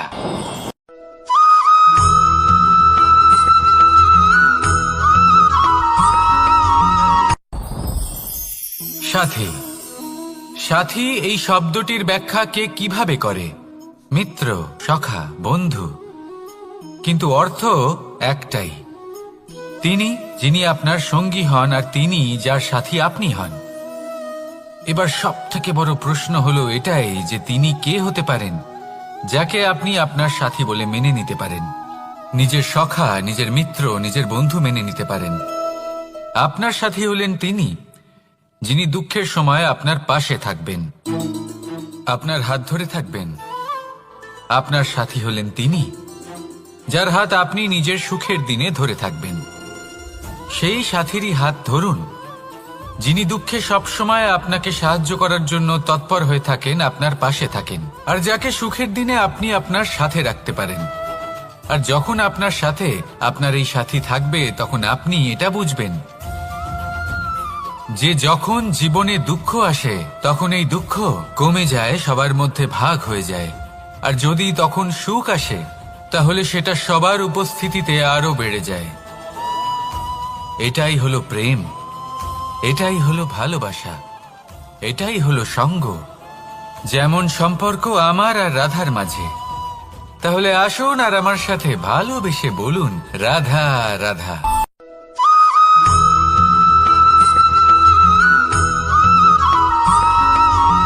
কখনো কখনো আমরা ভাবি যে কোনো ব্যক্তি যিনি ধর্মের পথে চলেছেন, যদি তার দ্বারা কোনো ভুল হয়ে থাকে তাহলে নিয়তি তাকে সেই মুহূর্তেই কঠোর শাস্তি দেন। কিন্তু সেই সব মানুষ যারা সংসারের সব থেকে বড় অধর্মী, বহু নিকৃষ্ট মানের কাজ করেন, তাদের নিয়তি অনেক সুযোগ দেন। তাদের নিয়তি এরকম কঠোর প্রহার করেন না। এই ভাবনা কখনো না কখনো মনে আসেই। ভেবে দেখুন কেন? আসলে জীবনকে বেশিরভাগ মানুষ একভাবেই দেখে থাকেন, বিভিন্ন স্তরে একে দেখা উচিত। এবার আপনি বলুন, এই সংসারে কোনো অধর্মী কখনো প্রেরণার উৎস হতে পারেন? কখনোই নয়। যে মানুষ নিজের আত্মাকে মলিন করে ফেলেছেন তিনি এই সংসারকে কিভাবে প্রেরণা যোগাবেন? উনি নিজেই বুঝতে পারেন না কোনটা করা উচিত, ধর্ম কোনটা। তাই নিয়তি তাকে একটা সুযোগ দেন, এটা বোঝার সুযোগ দেন যে কোনটা উচিত, কোনটা ধর্ম। সুযোগ দেন নিজের বিবেক জাগিয়ে তোলার, তাকে সুযোগ দেন নিজের অন্তরাত্মার ডাক শোনার। যখন তাতেও কাজ হয় না তখন নিয়তির কাছে একটাই পথ বাকি থাকে, আর তা হল মহাবিনাশ।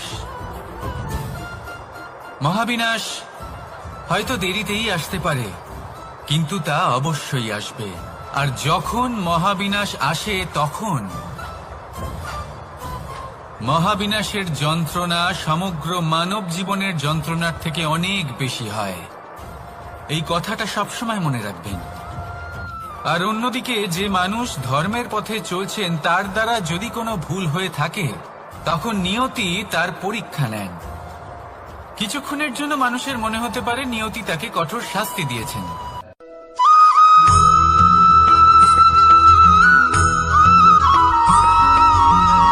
মানুষের মানসিকতা এমন হয় যে সে যতটা করে আশা করে যে তার থেকে অনেক বেশি তার বদলে সে পাবে। দেখুন, সবকিছুই আপনার ভাবনা চিন্তার উপর নির্ভর করছে। আপনি যদি ফলের বিষয়ে ভেবে কর্ম করতে থাকেন তাহলে সেটা অনুচিত। জীবনের আসল আনন্দ হলো নিজের কর্ম করতে থাকা, ফলের চিন্তা করা উচিত নয়। যদি আপনি এরকম ভাবেন যে আমি এতটা করছি, আমার এতটা পাওয়া উচিত, সেই ভাবনা অনুচিত। যদি আপনি সেবার মানসিকতা নিয়ে কর্ম করতে থাকেন, কর্মচক্রে প্রবাহিত হন, যদি আপনি এমন ভাবনা রাখেন যে আমি এতটা পাচ্ছি তাই এর থেকে অনেক বেশি আমি কর্ম করব, তাহলে নিশ্চিত রূপে আপনি যতটা করছেন তার থেকে অনেক বেশি আপনি পাবেন, আপনার আশার থেকে অনেক বেশি আপনি পাবেন। শুধু জীবনে অনেক বেশি কাজ করতে থাকুন, ফলের চিন্তা করবেন না। আর মনে রাখবেন, এই ভাবনাই সব থেকে বড় বীজ। কর্মের উপর বিশ্বাস রাখুন, জীবনে যা যা আপনি চান সবই সুখময় হবে। আসুন আর আমার সাথে ভালোবেসে বলুন, রাধা রাধা।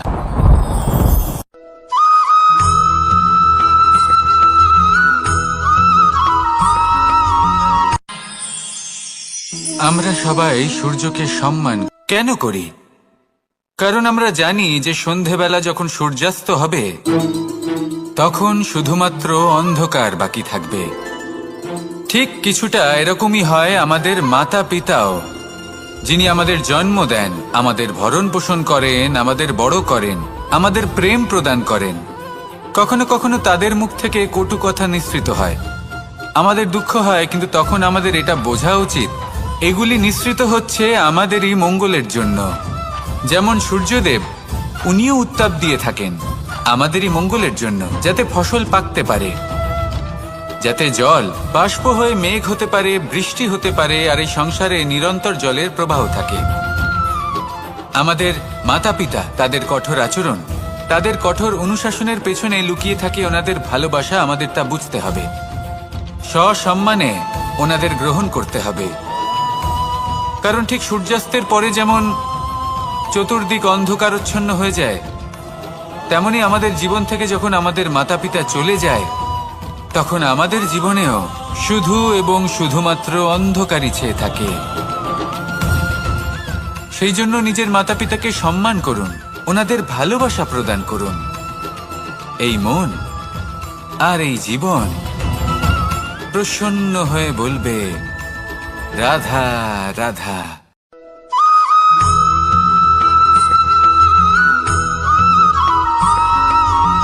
এই সংসারে কখনো কোনো ব্যক্তিকে তার বাইরের পোশাক দেখে বিচার করার চেষ্টা করবেন না, এটা খুব বড় ভুল করবেন।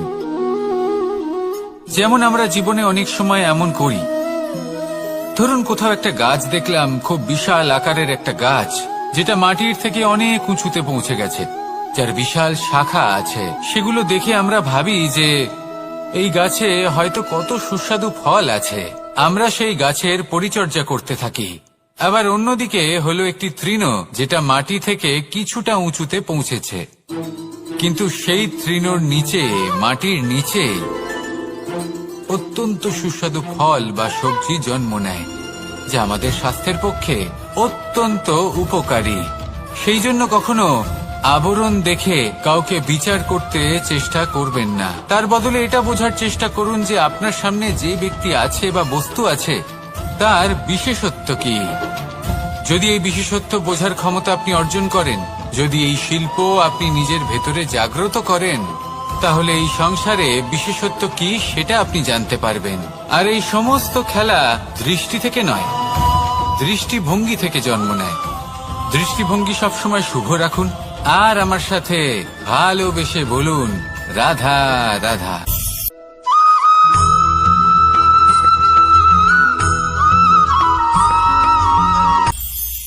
এটা হলো ধান গাছ, এর থেকে যে চাল উৎপন্ন হয় তা মানুষ গ্রহণ করেন। আর এটা কি?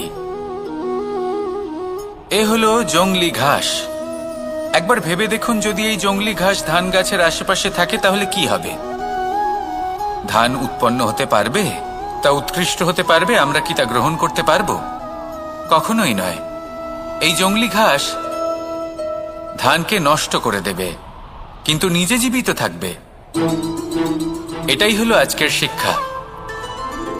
এই সংসারে যদি আপনি নীতির পথে চলতে চান, উচিত কর্ম করতে চান, সংসারকে সেবা করতে চান, তাহলে জংলি ঘাসের মতো ব্যক্তিদের থেকে সবসময় দূরে থাকতে হবে। সেই ব্যক্তি যারা দুর্নীতি এবং মিথ্যা দ্বারা পরিপূর্ণ, যাদের ব্যবহার অশুভ, যাদের অনেক অশুভ গুণ রয়েছে, তারা সঠিক নয়। সেই সকল ব্যক্তি যাদের চরিত্র অত্যন্ত দুষ্ট হয়, তারা হয় শুভ চরিত্রের ব্যক্তিকে একদম নষ্ট করে দেয়, নয় নিজের মতো বানিয়ে তোলে। তাই যদি আপনি নীতির পথে চলতে চান, এই সংসারের জন্য শুভ কর্ম করতে চান, তাহলে সেই সঙ্গ লাভ করুন যে সঙ্গ জ্ঞানে পরিপূর্ণ, যাদের মধ্যে অনেক গুণ আছে, যাদের থেকে প্রতিদিন কিছু শিখতে পারবেন, এমন ব্যক্তির সাথে জীবন অতিবাহিত করুন। দুরাচারীদের থেকে দূরে থাকুন, তবেই এই মন প্রসন্ন হয়ে বলবে, রাধা রাধা।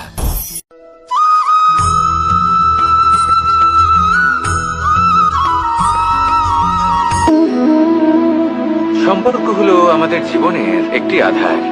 কিছু সম্পর্ক এমন যা আমরা জন্মসূত্রে লাভ করি, যেমন পরিবার, মা বাবা। কিছু সম্পর্ক আছে যা আমরা জীবনে অর্জন করে থাকি, তা সে প্রেমের হোক, স্নেহের হোক বা বন্ধুত্বের। এই সকল সম্পর্ক লাভ করার বা গড়ে তোলার 5টি ধাপ রয়েছে। প্রথম ধাপ, কোনো ব্যক্তির সাথে আলাপ হওয়া, তার সাথে কথা বলা বা তাকে দেখা। দ্বিতীয় ধাপ, সে ব্যক্তিকে আমাদের ভালো লাগা। তৃতীয় ধাপ, আমাদের এটা চাইতে শুরু করা যে জীবনে এই ব্যক্তি যেন আমাদের বন্ধু হন, আমাদের জীবনে থাকেন, বা আমাদের কাউকে ভালোবেসে ফেলা। আর এটা আমাদের ভাবা বা চাওয়া যে সেই ব্যক্তি যেন আজীবন আমার সাথে থাকেন, আমার জীবনে আমার সাথী হয়ে। চতুর্থ ধাপ, লাভ করা। এবার এই ধাপটি অনেক মানুষের পক্ষেই খুবই সরল হয়, বড়ই সরলভাবে নিজেদের সঙ্গীকে লাভ করে থাকেন। কিছু মানুষের জন্য এই ধাপ অত্যন্ত কঠিন হয়ে থাকে। অনেক প্রতিকূল পরিস্থিতির উপর জয়লাভ করে তারা সঙ্গীকে লাভ করেন, কিন্তু লাভ অবশ্যই করেন। এরপরে আসে পঞ্চম, অন্তিম এবং সব থেকে গুরুত্বপূর্ণ ধাপ। সেটা হলো সেই সম্পর্ক পালন করা। এটা হলো এমন এক বিষয় যা প্রত্যেক মানুষের শেখা উচিত।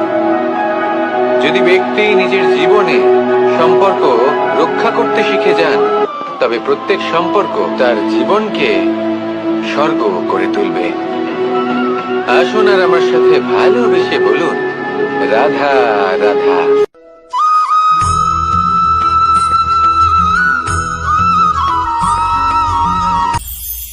এটা হলো ধান গাছ।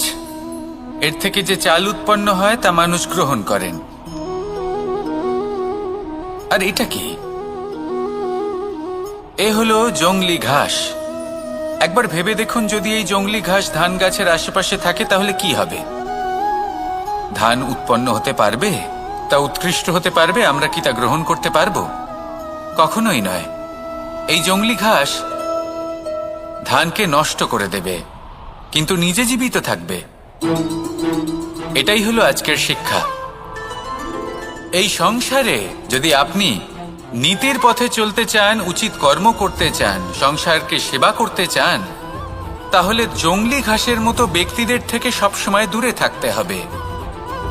সেই ব্যক্তি যারা দুর্নীতি এবং মিথ্যা দ্বারা পরিপূর্ণ, যাদের ব্যবহার অশুভ, যাদের অনেক অশুভ গুণ রয়েছে, তারা সঠিক নয়। সেই সকল ব্যক্তি যাদের চরিত্র অত্যন্ত দুষ্ট হয়, তারা হয় শুভ চরিত্রের ব্যক্তিকে একদম নষ্ট করে দেয়, নয় নিজের মতো বানিয়ে তোলে। তাই যদি আপনি নীতির পথে চলতে চান, এই সংসারের জন্য শুভ কর্ম করতে চান, তাহলে সেই সঙ্গ লাভ করুন যে সঙ্গ জ্ঞানে পরিপূর্ণ, যাদের মধ্যে অনেক গুণ আছে, যাদের থেকে প্রতিদিন কিছু শিখতে পারবেন, এমন ব্যক্তির সাথে জীবন অতিবাহিত করুন। দুরাচারীদের থেকে দূরে থাকুন, তবেই এই মন প্রসন্ন হয়ে বলবে, রাধা রাধা।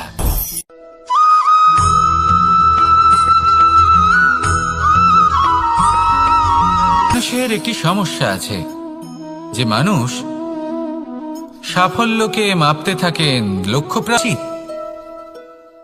এই সংসারে আপনি কি নিয়ে তুলনা করবেন, যেখানে সূর্যদেব চন্দ্রমা দুজনেই আছেন, দুজনেই হলেন বিশেষ, দুজনেই নিজ নিজ সময়ে উদিত হন।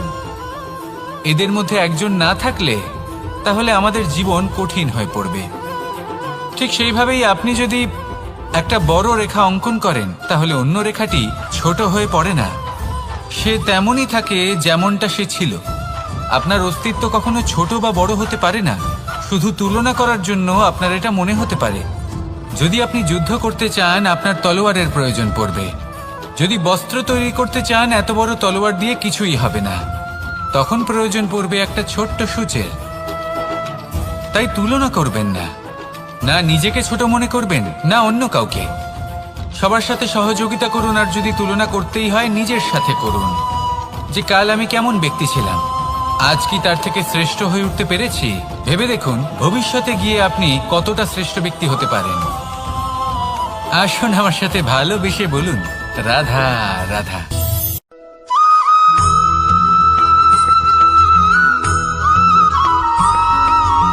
ফিরে আসছিলেন এবং তাদের ফেরার পথে হঠাৎ করে কোথাও থেকে একটি বাছুর চলে এলো। এই দুই বোন ভয়ভীত হয়ে গেলেন, আর তাদের হাত থেকে সেই আটা পড়ে গেল, মাটিতে মিশে গেল। এবার এই পুরো ঘটনাক্রমে যদি কারোর বিন্দুমাত্র লাভ হয়ে থাকে, বিন্দুমাত্র আনন্দ পেয়ে থাকে, তাহলে সে কে? সেই ছোট বোন, যিনি মাঝে মাঝেই গমের দানা তুলছিলেন এবং খাচ্ছিলেন। কিছুটা হলেও উনি আনন্দ লাভ করেছিলেন। এবার এরকমই হলো আমাদের জীবনে ভক্তি এবং ভালোবাসা সংক্রান্ত বিষয়ে। মানুষ নিজের জীবনের দৈনিক কাজে এতটাই ব্যস্ত হয়ে পড়েন, প্রত্যেকদিন শুধু কাজ কাজ কাজ কাজ করতে থাকেন, আর তাতে ভক্তি এবং ভালোবাসার জন্য সময় বার করতেই পারেন না। দেখুন, জীবনে ভক্তি আর প্রেমের এই যে ছোট ছোট মুহূর্ত আছে, এগুলো যদি আপনি যাপন করতে পারেন, তাহলে তাতেই আপনি তৃপ্তি লাভ করবেন। বাকি সবই আপনার ব্যর্থ বলেই মনে হবে। জীবনে যখনই আপনি কোনো কাজ করবেন, ঈশ্বরের প্রতি সমর্পিত হয়ে সেই কাজ করুন। আর যখনই সময় পাবেন, তাহলে সেই সময় নিজের আপনজনদের দিন, যাদের আপনি ভালোবাসেন, তাদের প্রতি যত্নবান হন, তাদের শুভাকাঙ্ক্ষী হন। এই প্রেম আর ভক্তির ছোট ছোট মুহূর্তগুলো আপনার জীবনকে চরিতার্থ করে তুলবে। আসুন আমার সাথে ভালোবেসে বলুন, রাধা রাধা।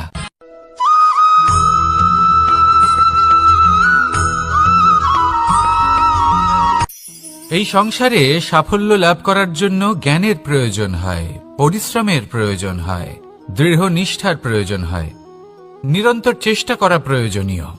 কিন্তু আরো কিছু আছে যা অত্যন্ত প্রয়োজনীয় এবং গুরুত্বপূর্ণ। তা হলো ভালো বন্ধু। তাদের থাকা অত্যন্ত প্রয়োজনীয়। যদি ভালো বন্ধু থাকে, তাহলে সময় এলে তারা ঢাল হয়ে আপনাকে সুরক্ষা করবেন। সময় এলে অস্ত্রের মতো শত্রুকে সংহারও করবেন। যদি তিনি জ্ঞানী হন, তাদের মধ্যে সদ্গুণ থাকে, তাহলে এই সব গুণ আপনার মধ্যেও প্রবেশ করবে। তাহলে সাফল্যের জন্য ভালো বন্ধু পাওয়া অত্যন্ত প্রয়োজনীয়। কিন্তু শুধু বন্ধু কেন, ভালো শত্রুও থাকা প্রয়োজনীয়। এবার আপনি ভাববেন, এ আমি কি বললাম? যদি আপনার জীবনেও ভালো অর্থাৎ শক্তিশালী শত্রু থাকে, তাহলে আপনিও শক্তিশালী হতে থাকবেন। এই শত্রু আপনাকে প্রেরিত করবে আরো বেশি শক্তিশালী হয়ে ওঠার। কখনো কোনো হরিণকে দেখুন, তীব্র গতিতে দৌড়তে থাকে। কেন তীব্র গতিতে দৌড়য়? এই কারণে নয় যে কোথাও তার জন্য মধুর ঘাস অপেক্ষা করে রয়েছে, না। সে এই কারণে তীব্র গতিতে দৌড়য় কারণ সেটা না করলে তার পেছনে একটি সিংহ আছে যে ওকে নিজের ভোজন করে ফেলবে। তাই জীবনে বিপদ, সংকট, এই সবকিছুও হলো অত্যন্ত গুরুত্বপূর্ণ। তার সম্মুখীন হতে শিখুন, আর আমার সাথে ভালোবেসে বলুন, রাধা রাধা।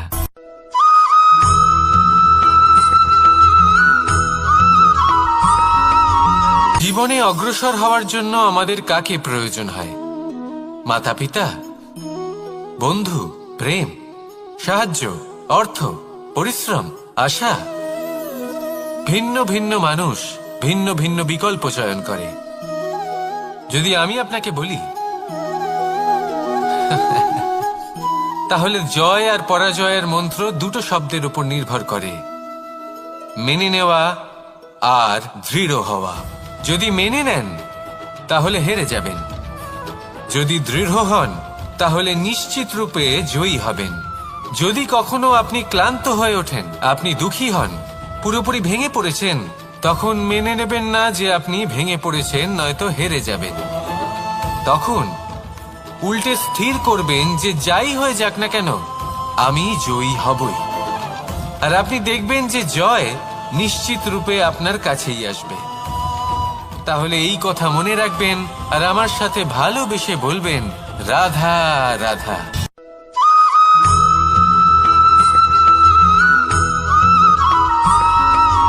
জীবনে যখন কোনো ব্যক্তি নিজের লক্ষ্য প্রাপ্তির জন্য নিরন্তর পরিশ্রম করতে থাকেন, চেষ্টা করতে থাকেন, তখন তিনি কষ্ট অনুভব করেন, কখনো শারীরিক কষ্ট, কখনো মানসিক কষ্ট।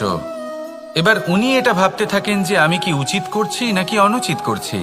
কারণ অন্যদিকে এমন একজন ব্যক্তিও আছেন যিনি একদমই পরিশ্রম চেষ্টা করছেন না।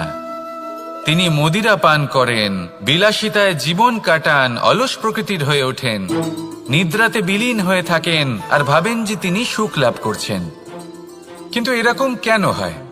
কারণ যখন আমরা সৎ পথে থাকি, উচিত পথে চলি, লক্ষ্য প্রাপ্ত করার জন্য চেষ্টা করতে থাকি, তখন আমাদের ভেতরে থাকা নেতিবাচক শক্তি এবং পাপ এই দেহকে ত্যাগ করে দেয়। আর এই অনুভূতিটাই আমাদের দুঃখের অনুভূতি দেয়, কষ্ট দেয়। এবার সেখানে যদি আমরা কুপথে চলি, অনুচিত পথে চলতে থাকি, তাহলে আমাদের ভেতরে থাকা পুণ্য এবং ধনাত্মক শক্তি আমাদের দেহ ত্যাগ করে দেয়। আর এই অনুভূতির কারণেই আমরা সুখ অনুভব করি। কিন্তু কখনো ভাববেন যে এই সুখ বেশি সময় পর্যন্ত থাকে না। সেই জন্য সবসময় মনে রাখবেন, যদি আপনি জানেন যে এটাই আপনার লক্ষ্য, এটাই উচিত পথ, শুভ পথ, তাতে নিরন্তরভাবে এগিয়ে যেতে চেষ্টা করতে থাকুন। এই কষ্ট আপনাকে সুখের পরাকাষ্ঠায় কখন পৌঁছে দেবে তা আপনি জানতেই পারবেন না। আসুন আমার সাথে ভালোবেসে বলুন, রাধা রাধা।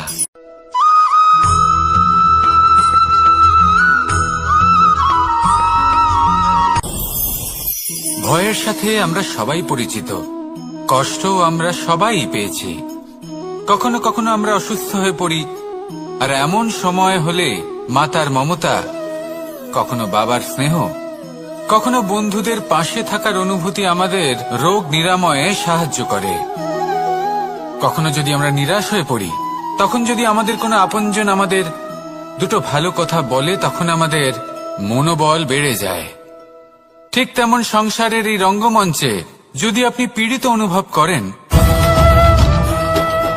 কিছু শুভ কথা আলোচনা করুন, কিছু স্তুতি গান করুন, কিছু মুহূর্তের জন্য হলেও নিজের ইষ্টদেবের কথা স্মরণ করুন আর প্রার্থনা করুন। সাহস বাড়বে, শক্তিও বৃদ্ধি পাবে এবং সামনে এগিয়ে চলার পথও দেখতে পাবেন। তখন এই মন প্রসন্ন হয়ে বলবে, রাধা রাধা।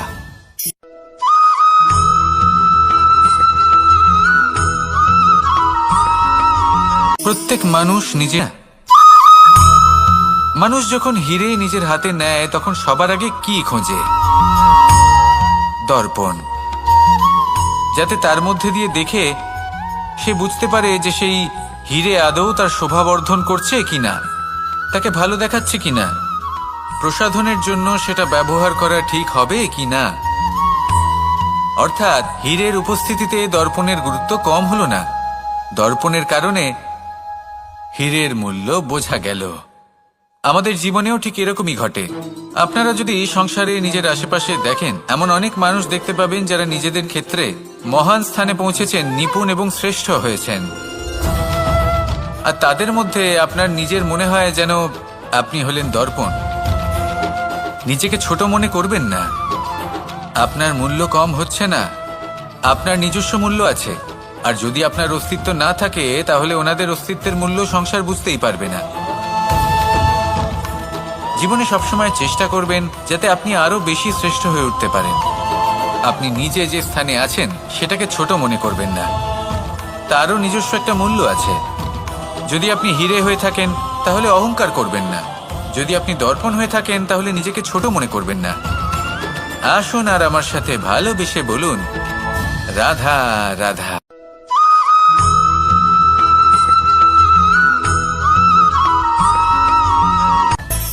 মানুষের মধ্যে একটা বিচিত্র প্রবৃত্তি থাকে, অন্য সকলের বিষয়ে, তাদের জীবনের বিষয়ে, তাদের ব্যক্তিত্বের বিষয়ে, তাদের ভবিষ্যতের বিষয়ে অনুমান করা।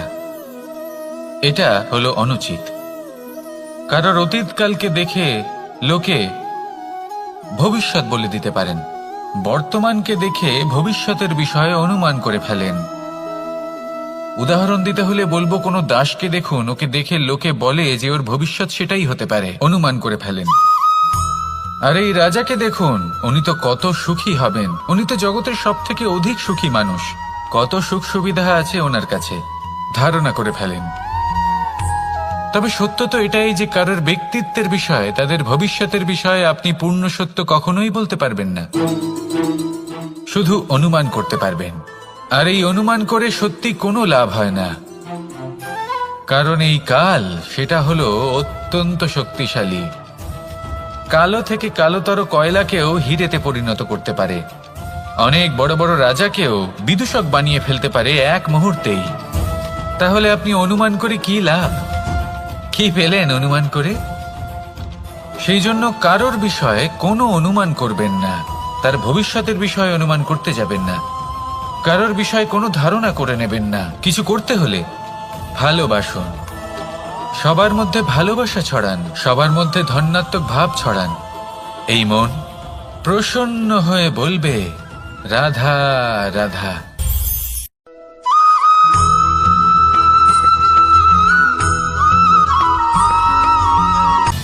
সময়, জীবন, কাল। দেখতে গেলে এই তিনটি শব্দ ধানকে নষ্ট করে দেবে, কিন্তু নিজে জীবিত থাকবে। এটাই হলো আজকের শিক্ষা।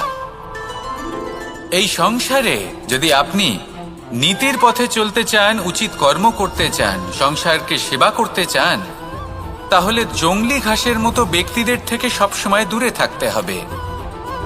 সেই ব্যক্তি যারা দুর্নীতি এবং মিথ্যা দ্বারা পরিপূর্ণ, যাদের ব্যবহার অশুভ, যাদের অনেক অশুভ গুণ রয়েছে, তারা সঠিক নয়। সেই সকল ব্যক্তি যাদের চরিত্র অত্যন্ত দুষ্ট হয়, তারা হয় শুভ চরিত্রের ব্যক্তিকে একদম নষ্ট করে দেয়, নয় নিজের মতো বানিয়ে তোলে। তাই যদি আপনি নীতির পথে চলতে চান, এই সংসারের জন্য শুভ কর্ম করতে চান, তাহলে সেই সঙ্গ লাভ করুন যে সঙ্গ জ্ঞানে পরিপূর্ণ, যাদের মধ্যে অনেক গুণ আছে, যাদের থেকে প্রতিদিন কিছু শিখতে পারবেন।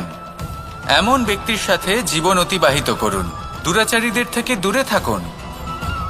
তবেই এই মন প্রসন্ন হয়ে বলবে, রাধা রাধা।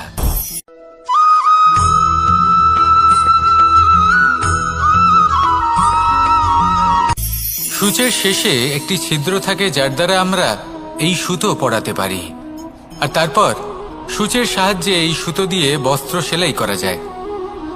কিন্তু যদি সুতোটা সোজা করে ধরা না হয়, তাহলে সূচে কখনো এই সুতো পরানোই সম্ভব নয়। যদি এতে কোনো গিঁট পড়ে, তখন তা কখনোই এই ছিদ্র দ্বারা প্রবেশ করা সম্ভব নয়। ঠিক এইভাবেই যদি আপনি কারোর জীবনে প্রবেশ করতে চান, কারোর অন্তরে প্রবেশ করতে চান, তাহলে আপনাকেও সহজ থাকতে হবে। এতে কোনো গিঁট থাকলে চলবে না, অর্থাৎ মনে যাতে কোনো মালিন্য না থাকে, যেন কোনো কুচিন্তা না থাকে। যদি এসব থাকে, তাহলে আপনি কখনো কারোর জীবনে প্রবেশ করতে পারবেন না। আর যদি কোনোভাবে আপনি প্রবেশ করেও যান, তাহলে তার মনে ঘর করতে পারবেন না। নিজেকে এই সুতোর মতন করে তুলুন, সহজ। মনে যেন কোনো কুচিন্তা না থাকে, সবার প্রতি যেন সদ্ভাবনা থাকে, শুভ চিন্তা থাকে। এমনটা করতে থাকুন।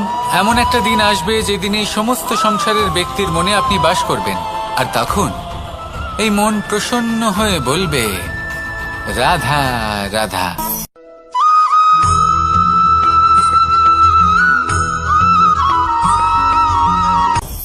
আপনি কখনো পর্বতের শিখরে উঠেছেন? আপনি দেখতে পাবেন পর্বতের পদতলে প্রচুর সুন্দর ফুল রয়েছে, সবুজ বনানী রয়েছে। যত আপনি ওপরে উঠতে থাকবেন, তত ফুল কমতে থাকবে, সবুজ বনানী কমতে থাকবে। আরো কিছুটা ওপরে উঠলে কাঁটা জাতীয় গাছ দেখতে পাবেন, শুকনো গাছ দেখতে পাবেন। আরো যদি ওপরে ওঠেন, তাহলে পাষাণ দেখতে পাবেন। আরো ওপরে উঠলে হিমখণ্ড দেখতে পাবেন। এই যে পর্বত, তা মনুষ্য জীবনের সব থেকে উত্তম উদাহরণ। মানুষ যখন সাফল্যের শিখরে পৌঁছতে চান, মহানুভবতার শিখরে পৌঁছতে চান, পথে যত আস্তে আস্তে উপরে উঠতে থাকেন, ততই ভৌতিক বস্তু তার থেকে বিচ্ছিন্ন হতে থাকে। যদি তিনি সেই ভৌতিক বস্তুগুলি ত্যাগ না করতে পারেন, তাহলে কখনোই সেই স্থানে পৌঁছতে পারবেন না। আর মানুষ যদি উচিত ত্যাগ করতে পারেন, পথে অগ্রসর হতে থাকেন, এগোতে থাকেন, তাহলে একদিন না একদিন তিনি মহানুভবতার, জ্ঞানের, সাফল্যের হিমের স্বাদ অবশ্যই লাভ করবেন। মনে রাখবেন, মানব জীবনে ত্যাগ হলো অত্যন্ত গুরুত্বপূর্ণ অংশ। আসুন আমার সাথে ভালোবেসে বলুন, রাধা রাধা।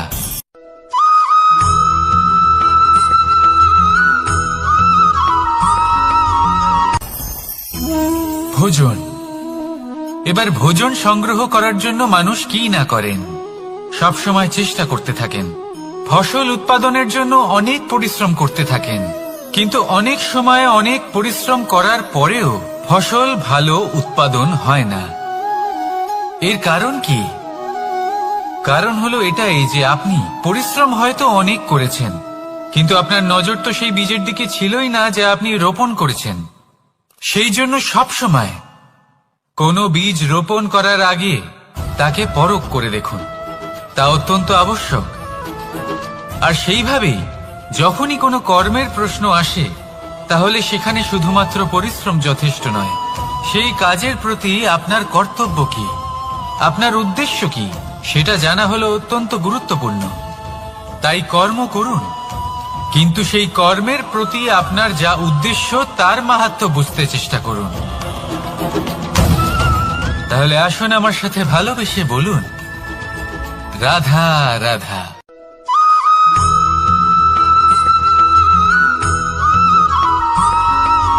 বসন্ত ঋতু, এই সময় মন আনন্দে ভরে থাকে। এমন মনে হয় যেন আমরা আকাশে বিচরণ করতে চলে যাই, কিন্তু সেটা তো সম্ভব নয়। সেই জন্য হয়তো আমরা ঘুড়ি ওড়াই, এই ঘুড়িকে নিজেদের প্রতিরূপ মনে করে।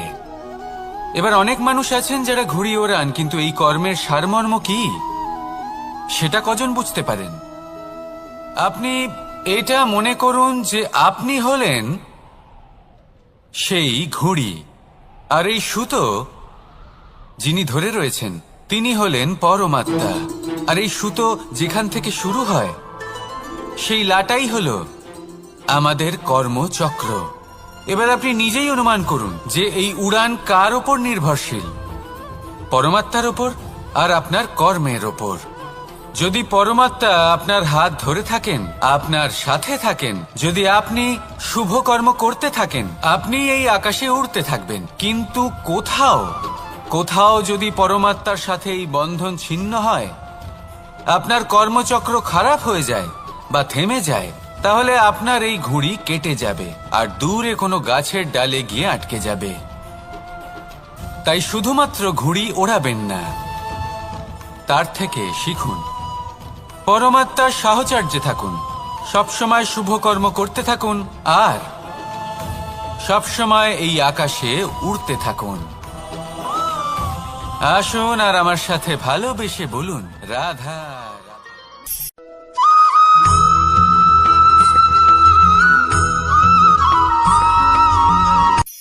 এই সংসারে সাফল্য লাভ করার জন্য জ্ঞানের প্রয়োজন হয়, পরিশ্রমের প্রয়োজন হয়, দৃঢ় নিষ্ঠার প্রয়োজন হয়, নিরন্তর চেষ্টা করা প্রয়োজনীয়।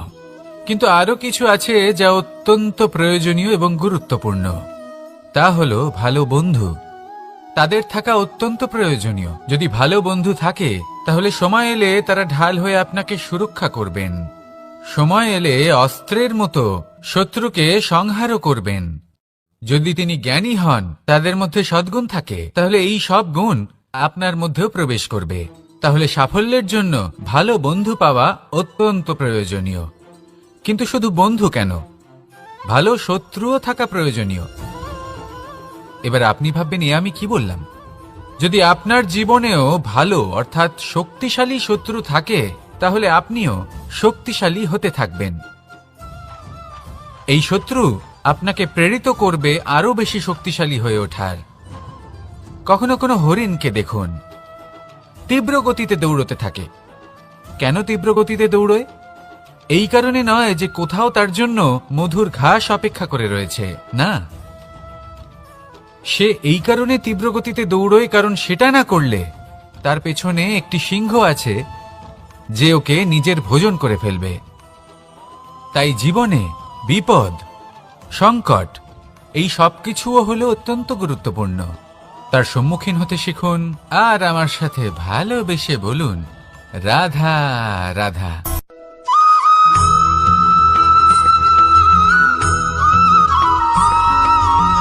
ভালো, শুধু ওনাদের কঠোর ব্যবহার দেখলে আমরা একটু ভয় পেয়ে যাই। এবার ওনাদের এই কঠোর ব্যবহার আমাদের ভালো না লাগলেও অত্যন্ত আবশ্যক, কারণ মাতার থেকে আমরা যে শক্তি লাভ করি তা যেন নিয়ন্ত্রণ হারিয়ে বিধ্বংসী না হয়ে ওঠে। আমরা যেন কোনো কুপথে না চলে যাই, আমরা কখনো যেন দোষ না করে ফেলি। শুধু সেই জন্য পিতা এবং গুরু একটু কঠোর হয়ে ওঠেন, এবং ওনাদের এই কঠোর আচরণ ভবিষ্যতে গিয়ে আমরা অবশ্যই বুঝতে পারি। জীবনে কিছু বছর আমরা এগিয়ে যাই আর তারপর আমরা বুঝতে পারি যে বাবা এবং গুরু আমাদের যথেষ্ট ভালোবাসতেন, কিন্তু ওনাদের ভালোবাসার বহিঃপ্রকাশ আলাদা। প্রয়োজনীয় হলো এটা দেখার, এটা বোঝার যে শুরু থেকে আমাদের প্রতি ওনাদের আচরণ কেমন ছিল। ওনাদের কঠোর হওয়ার পেছনে ওনাদের ভালোবাসাটা বোঝার চেষ্টা করুন, ওনাদের চিন্তাটা বোঝার চেষ্টা করুন, ওনাদের পথপ্রদর্শনের আড়ালে আপনার ভবিষ্যতের জন্য যে পরিকল্পনা ওনারা করেছেন সেটা বোঝার চেষ্টা করুন। তখন আপনারা বুঝতে পারবেন ওনাদের ভালোবাসাকে। আপনার মনের মধ্যে আপনা থেকেই ওনাদের প্রতি সম্মান জেগে উঠবে। নিজের পিতা এবং নিজের গুরু এই দুজনের প্রতি কৃতজ্ঞতা প্রকাশ করুন আর আমার সাথে ভালোবেসে বলুন, রাধা রাধা।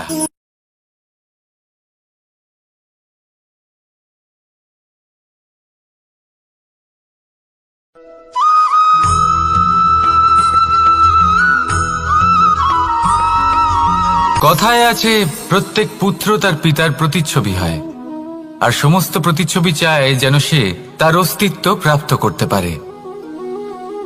পুত্র চায় সে যেন তার পিতার মতো হয়, বা কখনো কখনো তার থেকেও শ্রেষ্ঠ হয়। সেটা কোনো অনুচিত ব্যাপার নয়। অনুচিত তখন হয় যখন পুত্র নিজের পিতার মতো হবার স্বপ্ন পূরণ করতে গিয়ে বা তার থেকেও শ্রেষ্ঠ হওয়ার স্বপ্ন পূরণে অনুচিত পথের আশ্রয় নেয়, কারণ তারপরে সে তার পিতার গুণগুলি আত্মসাৎ করতে চায় না। সে শুধুই এটা চায় যে সংসারের চোখে যেন আমি শ্রেষ্ঠ প্রমাণিত হই। এটা অনুচিত। সংসারে এমন অনেক মানুষ আছেন যারা এই কারণে শ্রেষ্ঠ হওয়ার চেষ্টা করেন যাতে তার পরিবারের তার পিতার সম্মান বৃদ্ধি পায়। এমনও মানুষ থাকেন, আর এটাই হলো পার্থক্য উদ্দেশ্যের। মনে রাখবেন, যদি আপনার উদ্দেশ্য শুভ হয় তাহলে পথও শুভ হবে, যদি আপনার উদ্দেশ্য অশুভ হয় তাহলে পথও অশুভ হবে। তাহলে নিজের পিতার মতো হবার চেষ্টা অবশ্যই করুন, তার থেকেও শ্রেষ্ঠ হওয়ার চেষ্টা অবশ্যই করুন, কিন্তু মনে রাখবেন আপনার সংকল্প আর আপনার উদ্দেশ্য এই দুই শুভ হওয়া উচিত। তাহলে আসুন আর আমার সাথে ভালোবেসে বলুন, রাধা রাধা।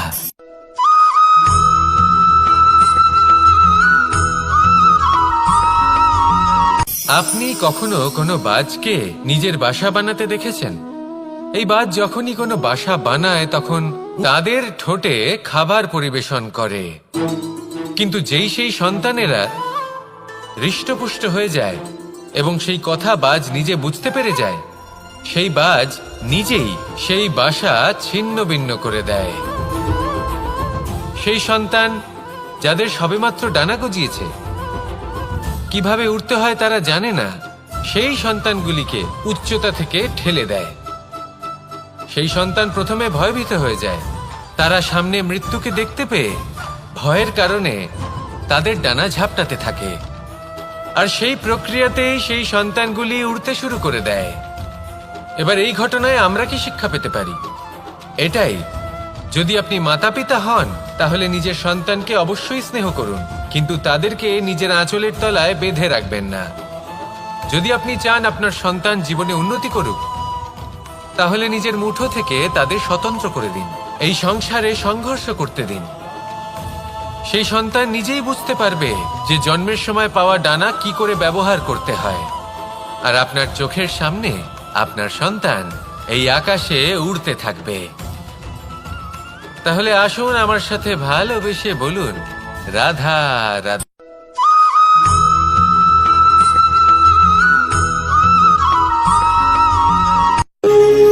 যখন মানুষের মৃত্যু হয় তখন কি হয়?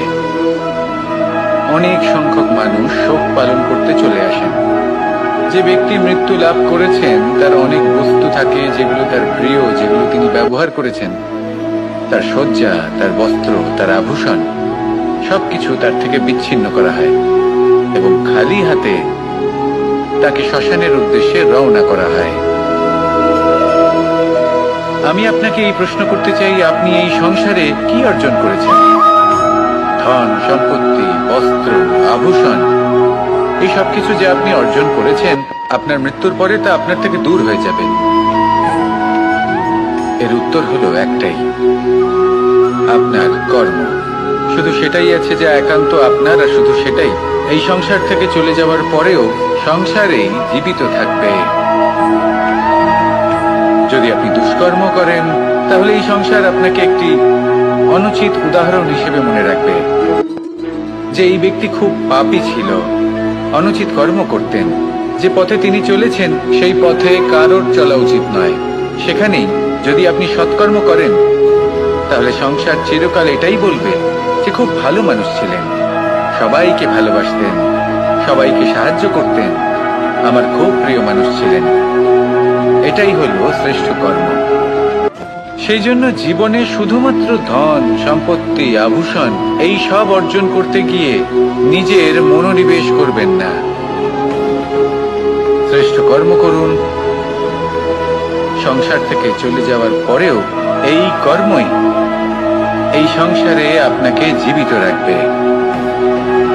আসুন আমার সাথে ভালোবেসে বলুন, রাধা রাধা।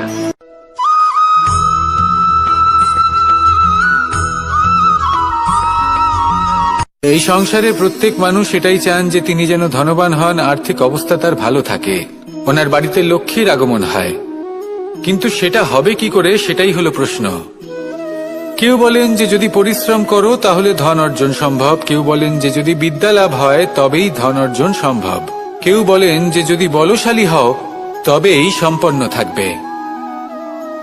ভালো কথা, যদি তাই হয়ে থাকে তবে দিনমজুর সারা দিন পরিশ্রম করেন, তিনি কেন ধনী হন না? অনেকজন বিদ্বান মানুষ আছেন এই সংসারে, তারা কেন ধনবান হন না? অনেক সংখ্যক বলশালী ব্যক্তি আছেন, তাদের কাছে ধন নেই কেন? তাদের কেন ধনের অভাব হয়? আবার এমনও কিছু মানুষ আছেন যারা পরিশ্রম করেন, তারা দিনমজুর, কিন্তু তারা ধন অর্জন করতে পারেন। কিছু বিদ্বান ব্যক্তি আছেন যাদের কাছে অধিক মাত্রায় ধন রয়েছে, কয়েকজন বলশালী ব্যক্তি রয়েছেন যাদের কাছে।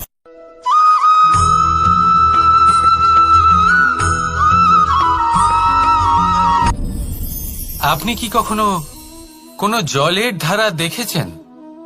তার সামনে যতই মাটি থাকুক না কেন, যতই কাদা থাকুক না কেন, যখন এই জলের ধারা বইতে আরম্ভ করে দেয়, তাহলে নিজের মনের, নিজের ভাবনার, নিজের জীবনের যত অনাবশ্যক তত্ত্ব আছে, অনুপযোগী অংশ রয়েছে, অর্থাৎ অপরিষ্কার অংশ রয়েছে, তা নিজে থেকেই নির্মল হয়ে উঠবে।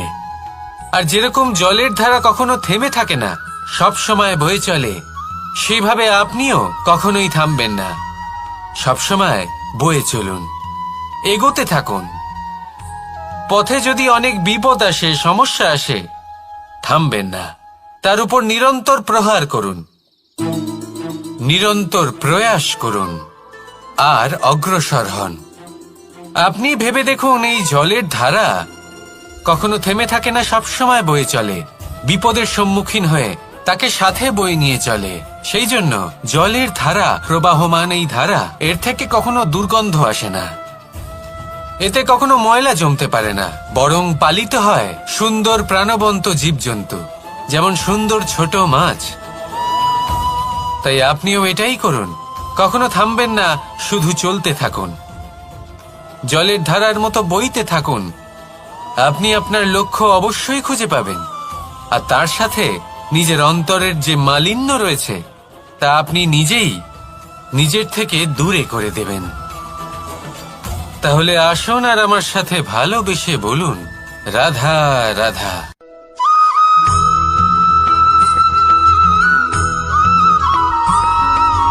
ফিরে আসছিলেন এবং তাদের ফেরার পথে হঠাৎ করে কোথাও থেকে একটি বাছুর চলে এলো। এই দুই বোন ভয়ভীত হয়ে গেলেন আর তাদের হাত থেকে সেই আটা পড়ে গেল, মাটিতে মিশে গেল। এবার এই পুরো ঘটনাক্রমে যদি কারোর বিন্দুমাত্র লাভ হয়ে থাকে, বিন্দুমাত্র আনন্দ পেয়ে থাকে, তাহলে সে কে? সেই ছোট বোন, যিনি মাঝে মাঝেই গমের দানা তুলছিলেন এবং খাচ্ছিলেন। কিছুটা হলেও উনি আনন্দ লাভ করেছিলেন। এবার এরকমই হলো আমাদের জীবনে ভক্তি এবং ভালোবাসা সংক্রান্ত বিষয়। মানুষ নিজের জীবনের দৈনিক কাজে এতটাই ব্যস্ত হয়ে পড়েন, প্রত্যেকদিন শুধু কাজ কাজ কাজ কাজ করতে থাকেন, আর তাতে ভক্তি এবং ভালোবাসার জন্য সময় বার করতেই পারেন না। দেখুন, জীবনে ভক্তি আর প্রেমের এই যে ছোট ছোট মুহূর্ত আছে, এগুলো যদি আপনি যাপন করতে পারেন তাহলে তাতেই আপনি তৃপ্তি লাভ করবেন। বাকি সবই আপনার ব্যর্থ বলেই মনে হবে। জীবনে যখনই আপনি কোনো কাজ করবেন, ঈশ্বরের প্রতি সমর্পিত হয়ে সেই কাজ করুন। আর যখনই সময় পাবেন, তাহলে সেই সময় নিজের আপনজনদের দিন। যাদের আপনি ভালোবাসেন তাদের প্রতি যত্নবান হন, তাদের শুভাকাঙ্ক্ষী হন। এই প্রেম আর ভক্তির ছোট ছোট মুহূর্তগুলো আপনার জীবনকে চরিতার্থ করে তুলবে। আসুন আমার সাথে ভালোবেসে বলুন, রাধা রাধা।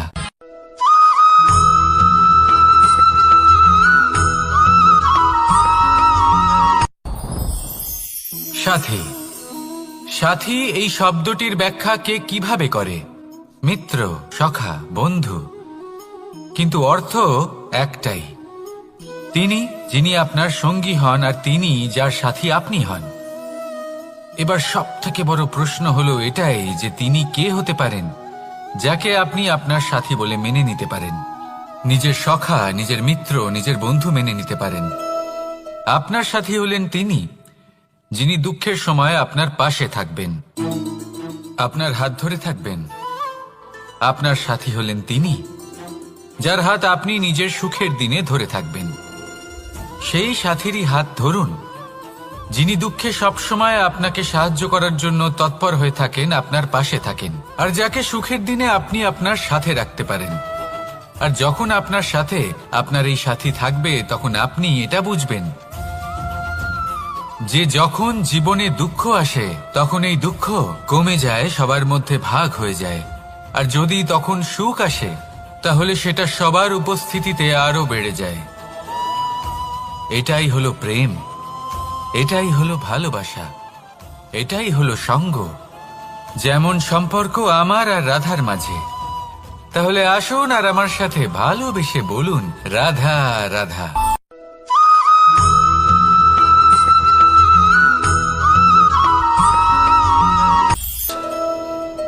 ধানকে নষ্ট করে দেবে, কিন্তু নিজে জীবিত থাকবে। এটাই হলো আজকের শিক্ষা। এই সংসারে যদি আপনি নীতির পথে চলতে চান, উচিত কর্ম করতে চান, সংসারকে সেবা করতে চান, তাহলে জংলি ঘাসের মতো ব্যক্তিদের থেকে সবসময় দূরে থাকতে হবে। সেই ব্যক্তি যারা দুর্নীতি এবং মিথ্যা দ্বারা পরিপূর্ণ, যাদের ব্যবহার অশুভ, যাদের অনেক অশুভ গুণ রয়েছে, তারা সঠিক নয়। সেই সকল ব্যক্তি যাদের চরিত্র অত্যন্ত দুষ্ট হয়, তারা হয় শুভ চরিত্রের ব্যক্তিকে একদম নষ্ট করে দেয়, নয় নিজের মতো বানিয়ে তোলে। তাই যদি আপনি নীতির পথে চলতে চান, এই সংসারের জন্য শুভ কর্ম করতে চান, তাহলে সেই সঙ্গ লাভ করুন যে সঙ্গ জ্ঞানে পরিপূর্ণ, যাদের মধ্যে অনেক গুণ আছে, যাদের থেকে প্রতিদিন কিছু শিখতে পারবেন। এমন ব্যক্তির সাথে জীবন অতিবাহিত করুন, দুরাচারীদের থেকে দূরে থাকুন। তবেই এই মন প্রসন্ন হয়ে বলবে, রাধা রাধা।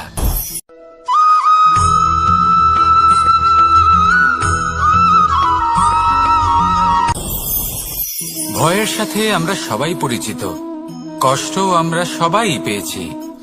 কখনো কখনো আমরা অসুস্থ হয়ে পড়ি, আর এমন সময় হলে মাতার মমতা, কখনো বাবার স্নেহ, কখনো বন্ধুদের পাশে থাকার অনুভূতি আমাদের রোগ নিরাময়ে সাহায্য করে। কখনো যদি আমরা নিরাশ হয়ে পড়ি, তখন যদি আমাদের কোনো আপনজন আমাদের দুটো ভালো কথা বলে, তখন আমাদের মনোবল বেড়ে যায়। ঠিক তেমন সংসারের এই রঙ্গমঞ্চে যদি আপনি পীড়িত অনুভব করেন, কিছু শুভ কথা আলোচনা করুন, কিছু স্তুতি গান করুন, কিছু মুহূর্তের জন্য হলেও নিজের ইষ্টদেবের কথা স্মরণ করুন আর প্রার্থনা করুন। সাহস বাড়বে, শক্তিও বৃদ্ধি পাবে এবং সামনে এগিয়ে চলার পথও দেখতে পাবেন। তখন এই মন প্রসন্ন হয়ে বলবে, রাধা রাধা।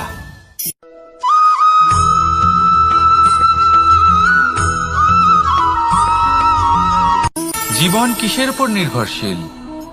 ধনের ওপর, বৈভবের অনুভব যদি আপনি করতে চান তাহলে তা পাবেন শুধু একতার দ্বারা, সংগঠনের দ্বারা। যদি আপনাকে উদাহরণ দিই, নিজের এই হাতটাকে দেখুন, 5টা আঙুল রয়েছে। কোনো একটা বস্তুকে নিজের একটা আঙুল দ্বারা তুলে ধরার চেষ্টা করে দেখুন, বড়ই কষ্ট হবে। তখন আপনি বুঝতে পারবেন যখন এই 5টি আঙুল একত্রিত হয় তখন কোনো কাজ কতটা সহজ হতে পারে। এটাই হলো শক্তি, একতার। সব থেকে ভালো উদাহরণ যদি আপনাকে দিই তাহলে বাঁশি। এই বাঁশি থেকে অত্যন্ত মধুর সুর নির্গত হয় যা সবার মন প্রসন্ন করে দেয়। এই কথা সত্যি, কিন্তু এই বাঁশি আমি একটা বা দুটো আঙুল দিয়ে বাজাতে পারবো না।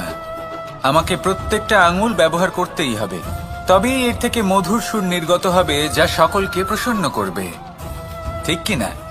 ঠিক এইভাবেই যদি আপনি চান যে আপনার জীবনরূপী বাঁশি থেকেও মধুর সুর নির্গত হোক বা সবার মনকে প্রসন্ন করে তুলুক, তাহলে আপনাকেও জীবনে একতা নিয়ে আসতেই হবে।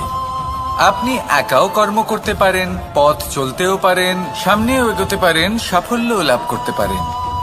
কিন্তু যখন সকলে একসাথে এগোবেন, সেই পথে চলবেন, সেই কর্মই করবেন, তখন লক্ষ্যে অবশ্যই পৌঁছবেন, সাফল্য অবশ্যই লাভ করবেন। কিন্তু সেই সাফল্য এবং তার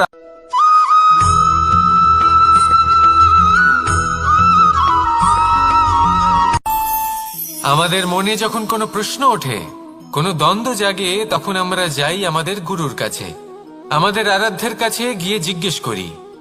এইভাবেই একদিন আমি পৌঁছলাম আমার আরাধ্যের কাছে, আমার মহাদেবের কাছে, আর ওনাকে প্রশ্ন করলাম যে মহাদেব, জীবনে আনন্দ পাওয়ার, উৎসব পালনের, প্রেম ভাগ করে নেবার, জীবনকে উপভোগ করে নেওয়ার সর্বশ্রেষ্ঠ সময় কোনটা? মহাদেব হাসলেন আর উনি বললেন, জীবনে উৎসব পালনের সব থেকে শ্রেষ্ঠ দিন হল মৃত্যুর ঠিক আগের দিনটা। প্রেম ভাগ করে নেওয়ার সব থেকে শ্রেষ্ঠ মুহূর্ত হল মৃত্যুর ঠিক আগের মুহূর্ত।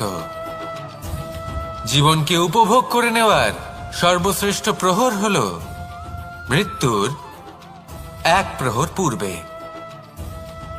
তখন আমি চমকে গেলাম। আমি বললাম, কিন্তু মহাদেব, মৃত্যু তো অনিশ্চিত, আমরা জানিও না কবে আমাদের মৃত্যু হবে। মহাদেব আবার হাসলেন।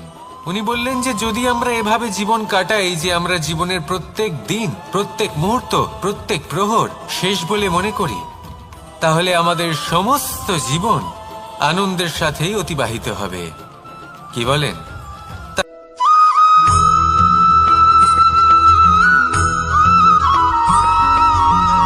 মানুষের মানসিকতা এমন হয় যে সে যতটা করে আশা করে যে তার থেকে অনেক বেশি তার বদলে সে পাবে। দেখুন, সবকিছুই আপনার ভাবনা চিন্তার উপর নির্ভর করছে। আপনি যদি ফলের বিষয়ে ভেবে কর্ম করতে থাকেন তাহলে সেটা অনুচিত। জীবনের আসল আনন্দ হলো নিজের কর্ম করতে থাকা, ফলের চিন্তা করা উচিত নয়। যদি আপনি এরকম ভাবেন যে আমি এতটা করছি, আমার এতটা পাওয়া উচিত, সেই ভাবনা অনুচিত। যদি আপনি সেবার মানসিকতা নিয়ে কর্ম করতে থাকেন, কর্মচক্রে প্রবাহিত হন, যদি আপনি এমন ভাবনা রাখেন যে আমি এতটা পাচ্ছি তাই এর থেকে অনেক বেশি আমি কর্ম করব, তাহলে নিশ্চিত রূপে আপনি যতটা করছেন তার থেকে অনেক বেশি আপনি পাবেন, আপনার আশার থেকে অনেক বেশি আপনি পাবেন। শুধু জীবনে অনেক বেশি কাজ করতে থাকুন, ফলের চিন্তা করবেন না। আর মনে রাখবেন, এই ভাবনাই সব থেকে বড় বীজ। কর্মের উপর বিশ্বাস রাখুন, জীবনে যা যা আপনি চান সবই সুখময় হবে। আসুন আর আমার সাথে ভালোবেসে বলুন, রাধা রাধা।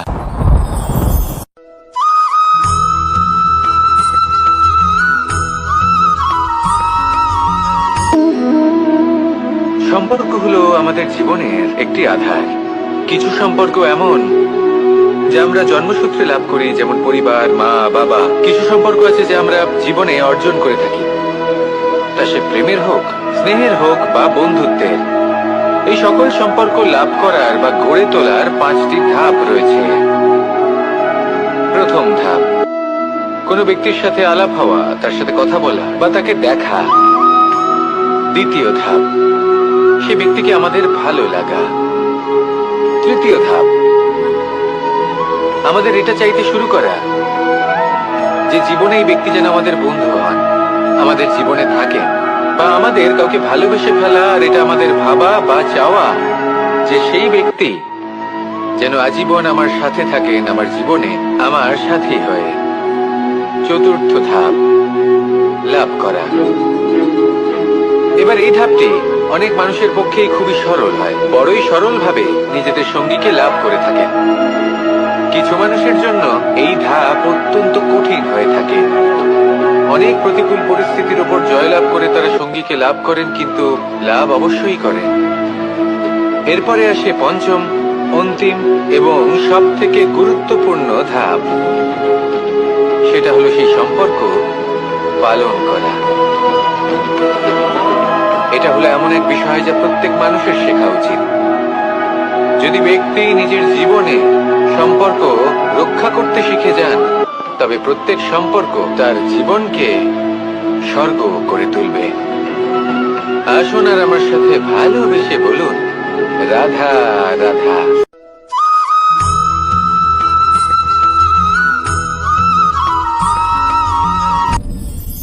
আপনি কি কখনো কোনো জলের ধারা দেখেছেন? তার সামনে যতই মাটি থাকুক না কেন, যতই কাদা থাকুক না কেন, যখন এই জলের ধারা বইতে আরম্ভ করে দেয়, তাহলে নিজের মনের, নিজের ভাবনার, নিজের জীবনের যত অনাবশ্যক তত্ত্ব আছে, অনুপযোগী অংশ রয়েছে, অর্থাৎ অপরিষ্কার অংশ রয়েছে, তা নিজে থেকেই নির্মল হয়ে উঠবে। আর যেরকম জলের ধারা কখনো থেমে থাকে না, সব সময় বয়ে চলে, সেইভাবে আপনিও কখনোই থামবেন না। সবসময় বয়ে চলুন, এগোতে থাকুন। পথে যদি অনেক বিপদ আসে, সমস্যা আসে, থামবেন না, তার উপর নিরন্তর প্রহার করুন, নিরন্তর প্রয়াস করুন আর অগ্রসর হন। আপনি ভেবে দেখুন, এই জলের ধারা কখনো থেমে থাকে না, সবসময় বয়ে চলে, বিপদের সম্মুখীন হয়ে তাকে সাথে বয়ে নিয়ে চলে। সেই জন্য জলের ধারা, প্রবাহমান এই ধারা, এর থেকে কখনো দুর্গন্ধ আসে না, এতে কখনো ময়লা জমতে পারে না, বরং পালিত হয় সুন্দর প্রাণবন্ত জীবজন্তু, যেমন সুন্দর ছোট মাছ। তাই আপনিও এটাই করুন, কখনো থামবেন না, শুধু চলতে থাকুন, জলের ধারার মতো বইতে থাকুন। আপনি আপনার লক্ষ্য অবশ্যই খুঁজে পাবেন, আর তার সাথে নিজের অন্তরের যে মালিন্য রয়েছে তা আপনি নিজেই নিজের থেকে দূরে করে দেবেন। তাহলে আসুন আর আমার সাথে ভালোবেসে বলুন, রাধা রাধা।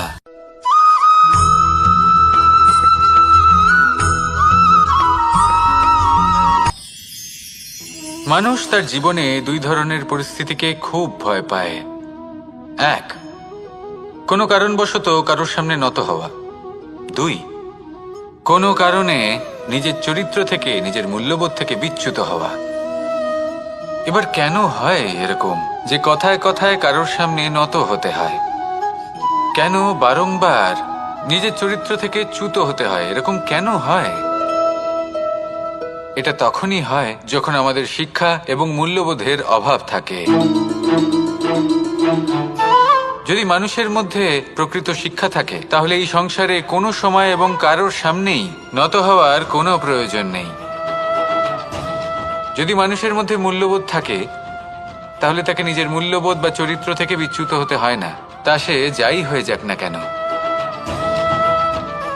কোনো বালককে যদি জন্ম থেকেই সুশিক্ষার অধিকারী করা হয়, শিক্ষিত করা হয়, মূল্যবোধের অধিকারী করা হয়, তবে সে এই সংসারে এমন কর্ম করবে যাতে সে নিজেকে, নিজের পরিবারকে, সমগ্র সমাজকে গর্বিত করতে পারে।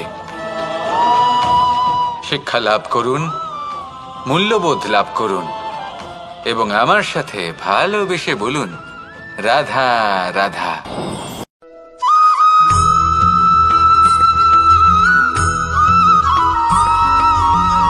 আপনি কখনো কোনো বাজকে নিজের বাসা বানাতে দেখেছেন? এই বাজ যখনই কোনো বাসা বানায় তখন উঁচু গাছের ডালে বা কোনো পর্বতের শিখরে বাসা বানায়, অনেক উচ্চতায়। আর সেখানে তার সন্তানও জন্মগ্রহণ করে। যখন এই সন্তানেরা জন্মায় তখন এই বাজ খুবই ভালোবেসে এবং খুব সাবধানে এদের পালন পোষণ করে। নিজের ঠোঁট দিয়ে তাদের ঠোঁটে খাবার পরিবেশন করে। কিন্তু যেই সেই সন্তানেরা হৃষ্টপুষ্ট হয়ে যায় এবং সেই কথা বাজ নিজে বুঝতে পেরে যায়, সেই বাজ নিজেই সেই বাসা ছিন্ন ভিন্ন করে দেয়। সেই সন্তান যাদের সবেমাত্র ডানা গজিয়েছে, কিভাবে উড়তে হয় তারা জানে না, সেই সন্তানগুলিকে উচ্চতা থেকে ঠেলে দেয়। সেই সন্তান প্রথমে ভয়ভীত হয়ে যায়। তারা সামনে মৃত্যুকে দেখতে পেয়ে ভয়ের কারণে তাদের ডানা ঝাপটাতে থাকে। আর সেই প্রক্রিয়াতেই সেই সন্তানগুলি উড়তে শুরু করে দেয়। এবার এই ঘটনায় আমরা কি শিক্ষা পেতে পারি? এটাই, যদি আপনি মাতা পিতা হন তাহলে নিজের সন্তানকে অবশ্যই স্নেহ করুন, কিন্তু তাদেরকে নিজের আঁচলের তলায় বেঁধে রাখবেন না। যদি আপনি চান আপনার সন্তান জীবনে উন্নতি করুক, তাহলে নিজের মুঠো থেকে তাদের স্বতন্ত্র করে দিন। এই সংসারে সংঘর্ষ করতে দিন। সেই সন্তান নিজেই বুঝতে পারবে যে জন্মের সময় পাওয়া ডানা কি করে ব্যবহার করতে হয়। আর আপনার চোখের সামনে আপনার সন্তান এই আকাশে উড়তে থাকবে। তাহলে আসুন আমার সাথে ভালোবেসে বলুন, রাধা রাধা।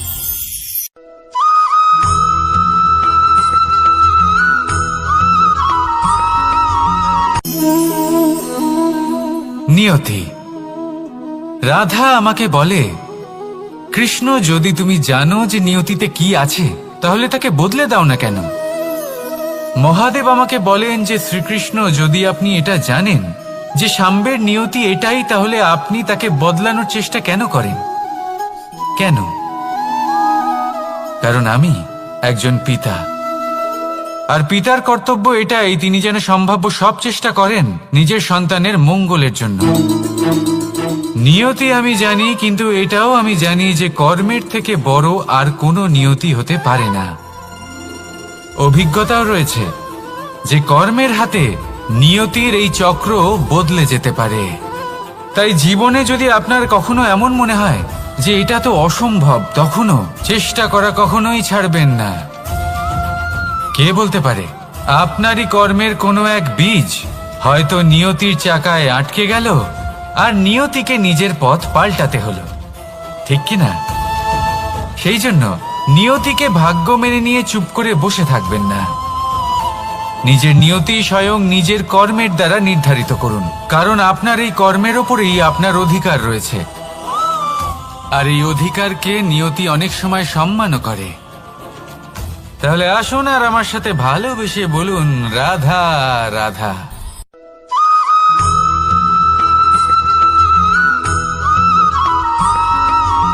কখনো কখনো আমরা ভাবি যে কোনো ব্যক্তি যিনি ধর্মের পথে চলেছেন, যদি তার দ্বারা কোনো ভুল হয়ে থাকে তাহলে নিয়তি তাকে সেই মুহূর্তেই কঠোর শাস্তি দেন। কিন্তু সেই সব মানুষ যারা সংসারের সবথেকে বড় অধর্মী, বহু নিকৃষ্ট মানের কাজ করেন, তাদের নিয়তি অনেক সুযোগ দেন। তাদের নিয়তি এরকম কঠোর প্রহার করেন না। এই ভাবনা কখনো না কখনো মনে আসেই। ভেবে দেখুন কেন? আসলে জীবনকে বেশিরভাগ মানুষ একভাবেই দেখে থাকেন, বিভিন্ন স্তরে একে দেখা উচিত। এবার আপনি বলুন, এই সংসারে কোনো অধর্মী কখনো প্রেরণার উৎস হতে পারেন? কখনোই নয়। যে মানুষ নিজের আত্মাকে মলিন করে ফেলেছেন, তিনি এই সংসারকে কিভাবে প্রেরণা যোগাবেন? উনি নিজেই বুঝতে পারেন না কোনটা করা উচিত, ধর্ম কোনটা। তাই নিয়তি তাকে একটা সুযোগ দেন, এটা বোঝার সুযোগ দেন যে কোনটা উচিত, কোনটা ধর্ম। সুযোগ দেন নিজের বিবেক জাগিয়ে তোলার, তাকে সুযোগ দেন নিজের অন্তরাত্মার ডাক শোনার। যখন তাতেও কাজ হয় না, তখন নিয়তির কাছে একটাই পথ বাকি থাকে, আর তা হলো মহাবিনাশ। মহাবিনাশ হয়তো দেরিতেই আসতে পারে, কিন্তু তা অবশ্যই আসবে। আর যখন মহাবিনাশ আসে তখন মহাবিনাশের যন্ত্রণা সমগ্র মানব জীবনের যন্ত্রণার থেকে অনেক বেশি হয়। এই কথাটা সবসময় মনে রাখবেন। আর অন্যদিকে যে মানুষ ধর্মের পথে চলছেন তার দ্বারা যদি কোনো ভুল হয়ে থাকে তখন নিয়তি তার পরীক্ষা নেন। কিছুক্ষণের জন্য মানুষের মনে হতে পারে নিয়তি তাকে কঠোর শাস্তি দিয়েছেন।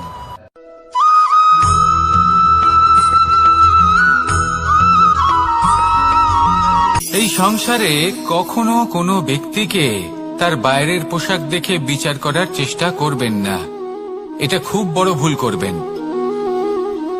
যেমন আমরা জীবনে অনেক সময় এমন করি, ধরুন কোথাও একটা গাছ দেখলাম, খুব বিশাল আকারের একটা গাছ, যেটা মাটির থেকে অনেক উঁচুতে পৌঁছে গেছে, যার বিশাল শাখা আছে। সেগুলো দেখে আমরা ভাবি যে এই গাছে হয়তো কত সুস্বাদু ফল আছে। আমরা সেই গাছের পরিচর্যা করতে থাকি। আবার অন্যদিকে হলো একটি তৃণ, যেটা মাটি থেকে কিছুটা উঁচুতে পৌঁছেছে, কিন্তু সেই তৃণর নিচে, মাটির নিচে অত্যন্ত সুস্বাদু ফল বা সবজি জন্ম নেয়, যা আমাদের স্বাস্থ্যের পক্ষে অত্যন্ত উপকারী।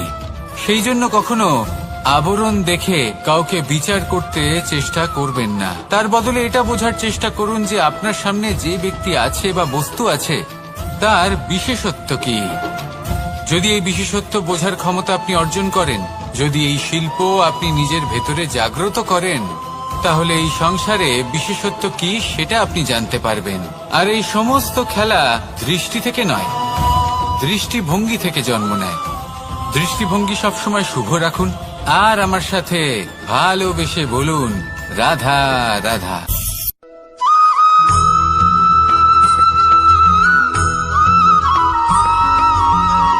পুরুষার্থ। শাস্ত্রে 4 ধরনের পুরুষার্থের কথা বলা হয়েছে। প্রথম হলো ধর্ম। আপনি কি জানেন এই ধর্ম আসলে কি? আপনার কি মনে হয় ধর্ম আসলে কি? কোনো বিশেষ ঈশ্বরকে মানাই কি ধর্ম বলা হয়? নাকি কোনো বিশেষ রীতি পালন করাই হলো ধর্ম? নাকি কোনো বিশেষ সাহিত্যকে সর্বশ্রেষ্ঠ মনে করাই হলো ধর্ম? না, ধর্ম হলো সেটা যাকে ধারণ করা যেতে পারে। আর ধারণ শুধু সেটাই করা যায় যা পবিত্র। পবিত্র শুধু তাকেই বলা হয় যা নিঃস্বার্থ, যার মধ্যে শাসন করার কোনো ইচ্ছে নেই, যা সরলভাবেই প্রবাহমান, জল এবং বায়ুর মতো। যখন কোনো ব্যক্তি ধর্মকে ধারণ করেন এবং সেই ধর্ম সেই ব্যক্তিকে রক্ষা করে, তখন তাকে ধর্ম বলা হয়। ধর্ম যা রক্ষা করে অহংকার থেকে, খারাপ চিন্তার হাত থেকে। সেই জন্য পুরুষার্থ গড়ে তোলার আগে, ধর্ম পালন করার আগে ধর্মের প্রকৃত অর্থ কি সেটা বুঝে নিন। এটা জেনে রাখুন যে সমস্ত ধর্মের আধার, সমস্ত ধর্মের ভিত শুধুমাত্র ভালোবাসা। আসুন আর এই ভালোবাসার সাথেই বলুন, রাধা রাধা।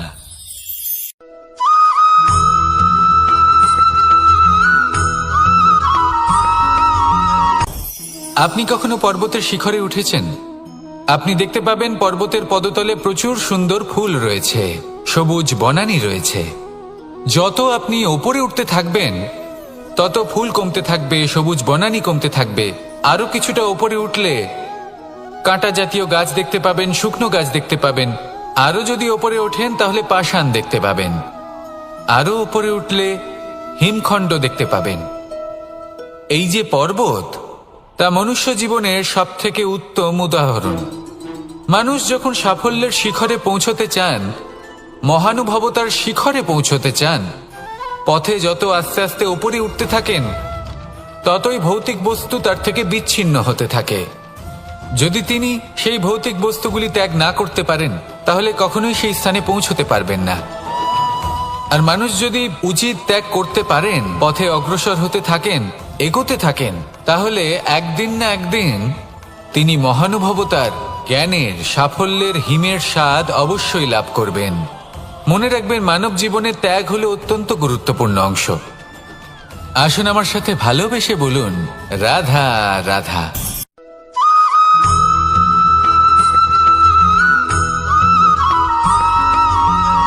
কেউ বলে জীবন খুব ক্ষণস্থায়ী, কেউ বলে জীবন হলো একটা সুন্দর স্বপ্নের মতো, আবার কেউ বলবে জীবন হলো এক কঠোর সত্য। কিন্তু জীবন আসলে কি? জীবন হলো আপনারই প্রতিবিম্ব, একটা দর্পণ। অর্থাৎ আপনি জীবনকে সেইভাবেই পাবেন যেরকম আপনি নিজেকে প্রতিপন্ন করবেন। যদি আপনি দর্পণের দিকে তাকিয়ে হাসেন, তাহলে আপনি সামনে হাসি মুখী দেখতে পাবেন। এবার যদি আপনি গম্ভীর হয়ে থাকেন, তাহলে আপনি একজন রুষ্ট ব্যক্তি দেখতে পাবেন। শেষে সবথেকে বেশি গুরুত্বপূর্ণ হলো আপনার চেষ্টা। আপনাকে সবসময় চেষ্টা করতে হবে যাতে আপনি নিজেকে প্রসন্ন এবং ইতিবাচক মনোভাবে রাখেন। এটা হলো আপনারই উত্তরদায়িত্ব, তাকে পালন করুন। এই মনকে প্রসন্ন রাখুন, এই সংসারকে সুন্দর বলে মনে হবে। আর এই মন প্রসন্ন হয়ে বলবে, রাধা রাধা।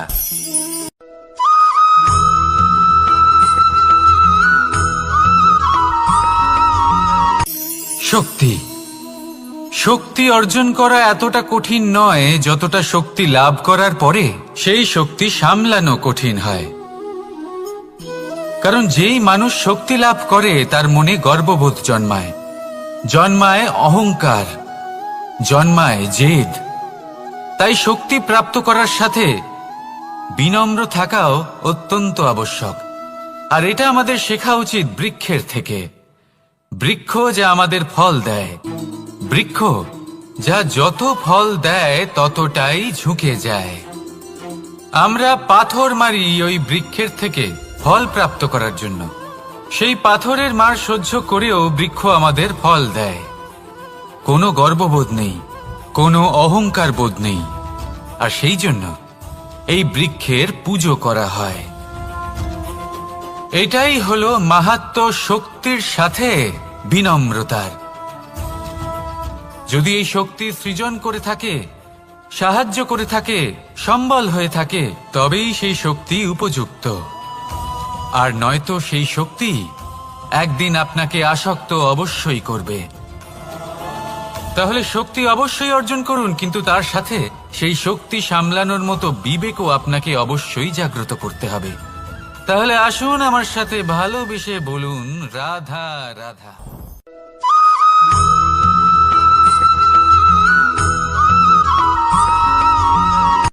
কথায় আছে, অন্ধকারে প্রদীপ প্রজ্বলিত করলে দিন করতে হবে।